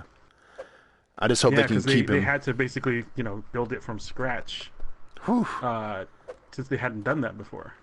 I mean, that's what I was telling my fiance that. They went from this first-person shooter that was all dark and bleak, and the storyline. There's a storyline there, but you didn't care about it. And Killzone, it's like, Shadowfall got who cares? More in depth, more. But for the most part, it was just like, hey, go to this point, kill. Go to that point, kill. Repeat. Yeah, it's space Nazis and like space Nazis. Yeah, that's really good. It is. It is. Yeah. The thing is that Killzone still comes from some very good, I would say, like really well premised, like really good premise of lore, and it's all on their or was on their website, and all these things that you're like, where is this in the main game? Like, there's all this amazing backstory, but when you play the actual game, it's like kill this guy, kill barely him. Mentioned, you know. And then they go from so I think Killzone to Horizon. You're just like, oh my god, the potential they've had. That's why I was cautiously optimistic. I played it at PSX, and I was like, wow, the actual mechanics are really solid, but they made Shadowfall. I know it was rushed, but, I liked it. I'll hold on for a little bit. I beat it. I'm so happy, though. It is probably my favorite PS4 game to date. Yeah, if I could recommend someone bought a PS4 today, I'd say Horizon Zero Dawn. If you're looking for exclusive... depending on their tastes. Yeah. But yeah, that's definitely, like, that one, if it's somebody who didn't have a PS3 and was more into JRPGs, I'd say Persona 5. Oh, yeah. Well, see, my friend Slick, he went with me to PSX, and he heard of Horizon, but he never really went in depth with it. He didn't research it. So when we were in line that first day, the Watcher came out there, and it was scanning people. He was like, dude, was that Horizon? He's like, oh my god, I gotta play it. So we waited in line like an hour and a half just to play that demo. He's like, dude, when I get home, I'm pre-ordering it. And right now he travels during the summer, doing yearbooks for a company here, and he's been bringing his PS4 with him just so he can play the game. I mean, the game that had such a big impact on him. He was like, dude. So that's what I mean. Like, while Phil Spencer tried to say this and that, it doesn't last as long. I think if a game is well written and characterized as Final Fantasy 15, which is single player, but it still sticks with me. Yeah. From some of the music to just some of the experiences the four of them had, even when they were together or split up, the camping, all that. Yeah. To Persona and their experiences, and just that whole metaverse thing is like something I love. And like metaverse, multiverse, Matrix, all that stuff is right up my alley. That will stick with me for a long time. Oh yeah. And then Horizon, I can still like tell you, and then not just because I edited a bunch of the footage, but I can tell you stuff that I didn't even record. Right. That I only saw months ago, or like 2 months ago, whatever, whenever it came out. I remember them because they were just so such great moments. Yeah. Like heart wrenching, like hearing this person go out with a bang. Yeah. Who's been dead for 1,000 years? It's like just little stories like that. That was just an audio file. Is so well done that like. It's like, as a whole, it really took up this huge part of my brain and my mind. My mindset's just been like, what's next from Horizon? Where's the DLC? That's what we were saying, because, like, you see the scene after the credits, and you're sitting there going, wait, what? No! You're kidding me, right? And then it's like, who was this? I'm like, so who is that? Who did this? I'm like, oh my God, I have ideas for this. I could, this is what I would do, babe. Or she would say something, and there's different elements that are in the actual game from the notes. Where there's the Forbidden West comes up quite a bit. Yeah. Now that could be DLC, or that could be an entire second game. Yeah. But then there's also the Ban-Ur area, the Banuk. Yeah. Now I think the Banuk, maybe I'm incorrect. I think Banuk is just Ban-Ur, but the R was scratched off. Oh. Does that make sense? I guess. I mean, if you said the Nora thing, the NORAD, right? Yeah, the military or naval, the Air Force base you see early on. That makes sense. I mean, why not? But that could be, there's a giant like Banuk statue, and it goes off like this path, and then there's another path. Apparently, you can travel pretty far down, and nobody knows why it's there. But see, I had there's all these possibilities. In my original predictions, I had something about the Horizon DLC. But I thought maybe it was too soon. I'm like, well, the game just came out a couple months ago. I don't know if they have enough time to show something. I mean, I know the world's there, but I think they do, only because they probably had to set some stuff aside and start working on it before the game was done. What? Just like the preliminary environments, because it has to match up with what they're doing in the main game. Right. Anyway. So they may not show much, but having a teaser during the height of its popularity, like right now, would further extend the hype for it, and then it might come out next year around Christmas. Who knows? I really do think, and since you were talking about E3 predictions and stuff, some people don't think there's going to be that many big games this Christmas that are first party. I think there's going to be slightly more than some anticipate, just because there is the Scorpio, and there will be also big games on the Switch. Well, see, I just thought that... So they've got to be really competitive just for mindshare. I just thought all the third-party deals would help out, because people will be like, oh, hey, I want Red Dead Redemption. I'm not saying exclusive period. I'm not saying just first party, but I'm saying there will be third-party exclusives as well. Because marketing exclusivity is good to an extent, but when somebody's playing it on a console that they can't play it on... Yeah. That drives potential console purchases, and then you're in that ecosystem. Right. And there's a lot of people who still haven't upgraded, like my buddy Dustin, who was really intrigued by Persona, because he's all about turn-based RPGs. And like he was unhappy about Final Fantasy VII combat being real time and this and that, and I wasn't, because I liked 15 and I liked Kingdom Hearts. Oh yeah. And so did he. So. At least the first two. So, because you only need one platform for that. Right. Now, he hasn't bought a PS4, because he usually buys systems pretty late in their life, just when they're cheaper and when games are cheaper. So we'll be entering the 4th year anniversary, right? Yeah, correct. Technically November. Yeah. November. At which point it'll be entering its 5th year. Yeah. And that will probably be its midlife, if not more than. And I think he'll be more tempted by all the games coming out on Switch and Scorpio, which will be third party. But if he sees a reason to get a cheaper costing console that has just as much overall strength, because the Scorpio really isn't that much more powerful than the Pro. It's like the same kind of gulf the Xbox One and PS4 vanilla have, which in the end of the day isn't enough for everyone to be like, oh, one or the other. No, it's where your friends are at. What games you want are there. Matter more at that point. Like I said, I want to get an Xbox eventually, but you'll probably be willing to spend less on the old PS4. Yeah, the vanilla. And there's a lot of people like that who don't care about what games they plan to play and how much it costs to play them. No. Like, well, that's what I'm just saying. Like, if you're looking for games, I just think the PS4 has the most available and the best available. The strongest library. And I'm not trying to be mean to the Xbox. I'm just saying, like the Japanese games and Sony's exclusives. Now, if you don't count the backwards compatibility, it's true. If you do count backwards compatibility, then the Xbox 1 is just as compelling if those are the type of games you like. Right, yeah. But the new games, of course, yes. Yeah, I mean... PS4 is currently the library that is kind of untouched other than on PC, but that, again, is a little different. Right. And then you need a gaming PC to an extent. Yeah. Unless you're only playing the 8-bit and 16-bit style games. Like, the variety of games on the PlayStation 4 is what really draws me to it.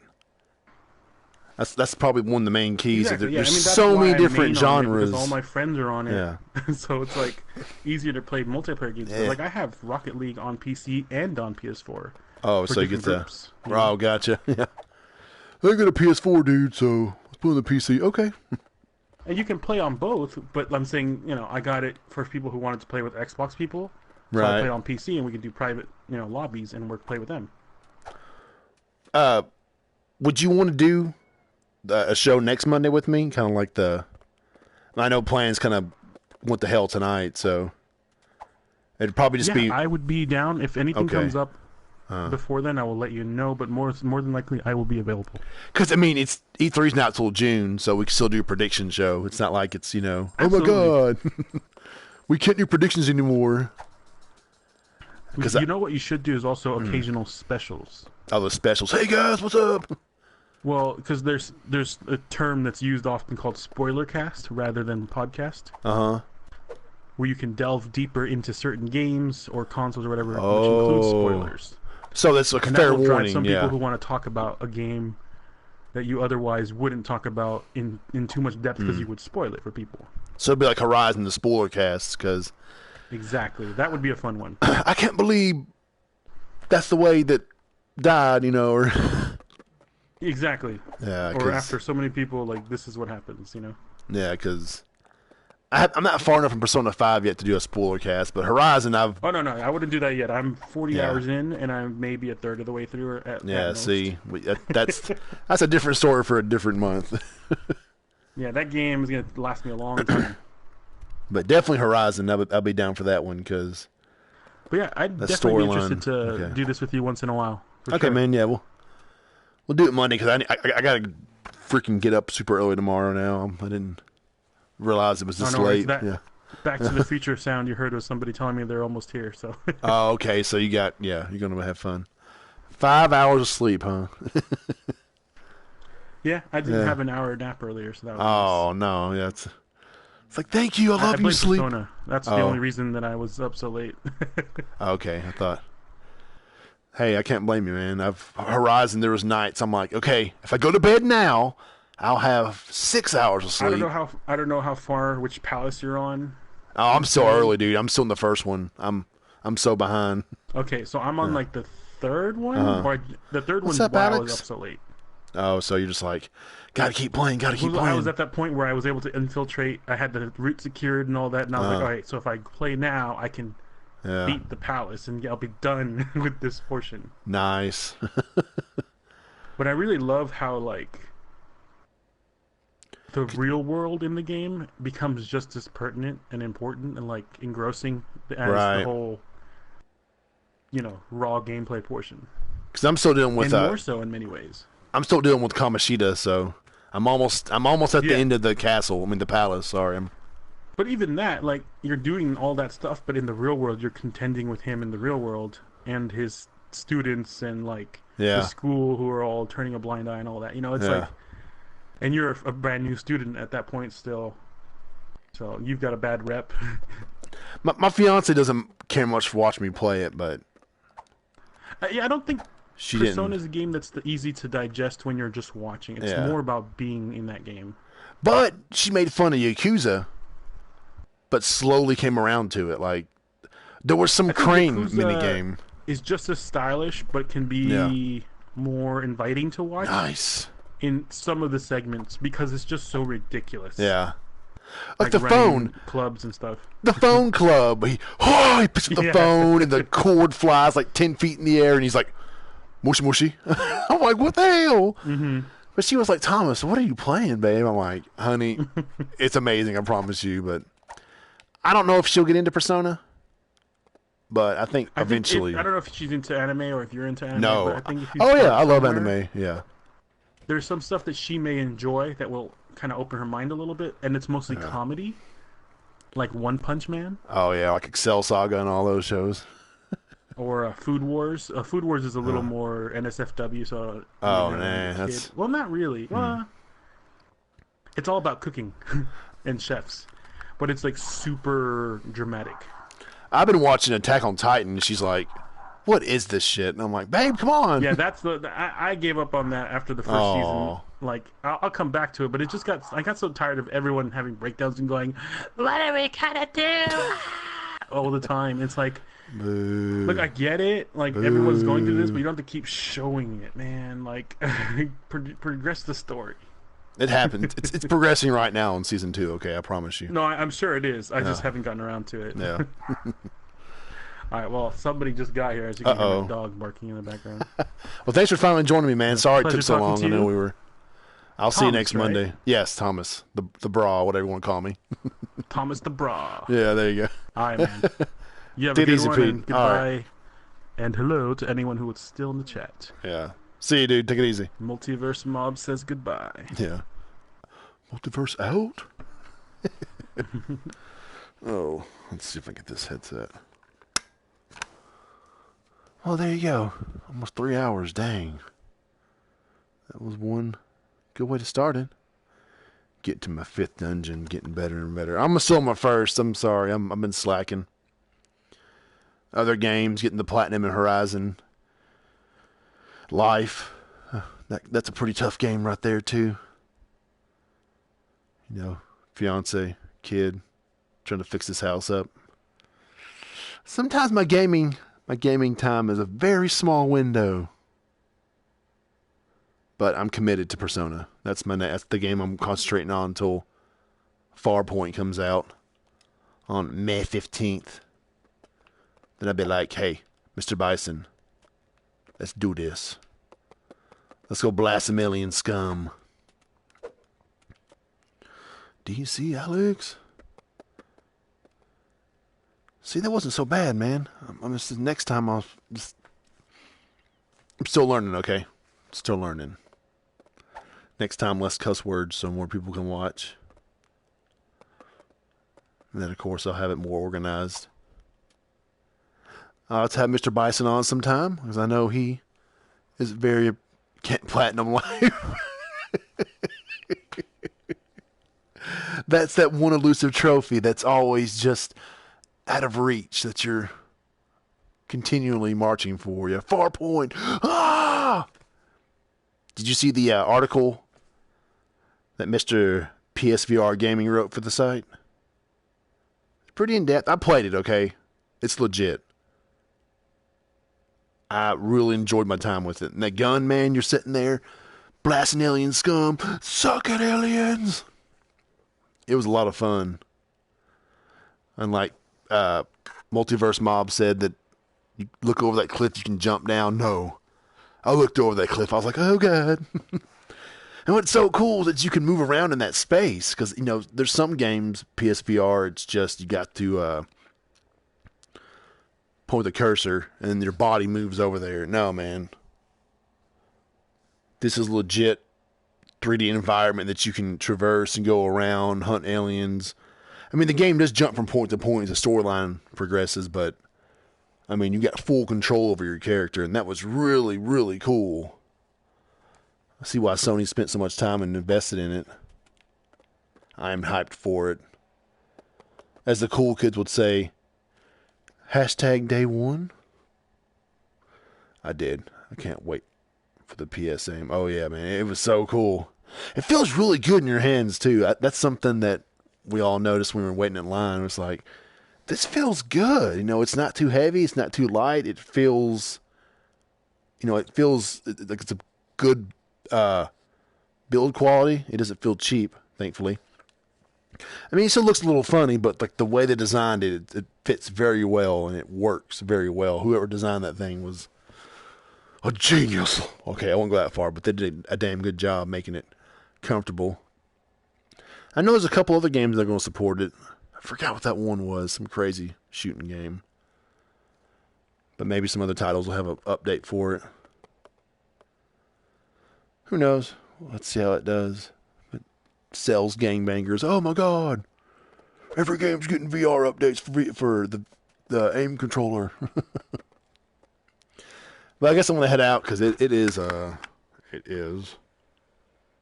10:30 here in Music City, and I got to get up in the morning and go to work. Got to drive an hour. Oh, boss calls me. Hey, man, to drive an hour tomorrow. Oh, cool. But thank you for stopping by, Mr. Bison. I really appreciate it. I know you've always supported me, so thank you. I appreciate it. I'll see you online, and hopefully we'll try again Monday. Be a little more organized, and this is the pre-alpha beta, so next week will be the pre-alpha, and then we'll progress to like the first episode officially. But yeah, thanks for stopping by, man. Have a good one, and I'll see you online, guys. So, Brah out, baby. Game on, Brah. Oh, you too, man. I know you will. Later, Brah.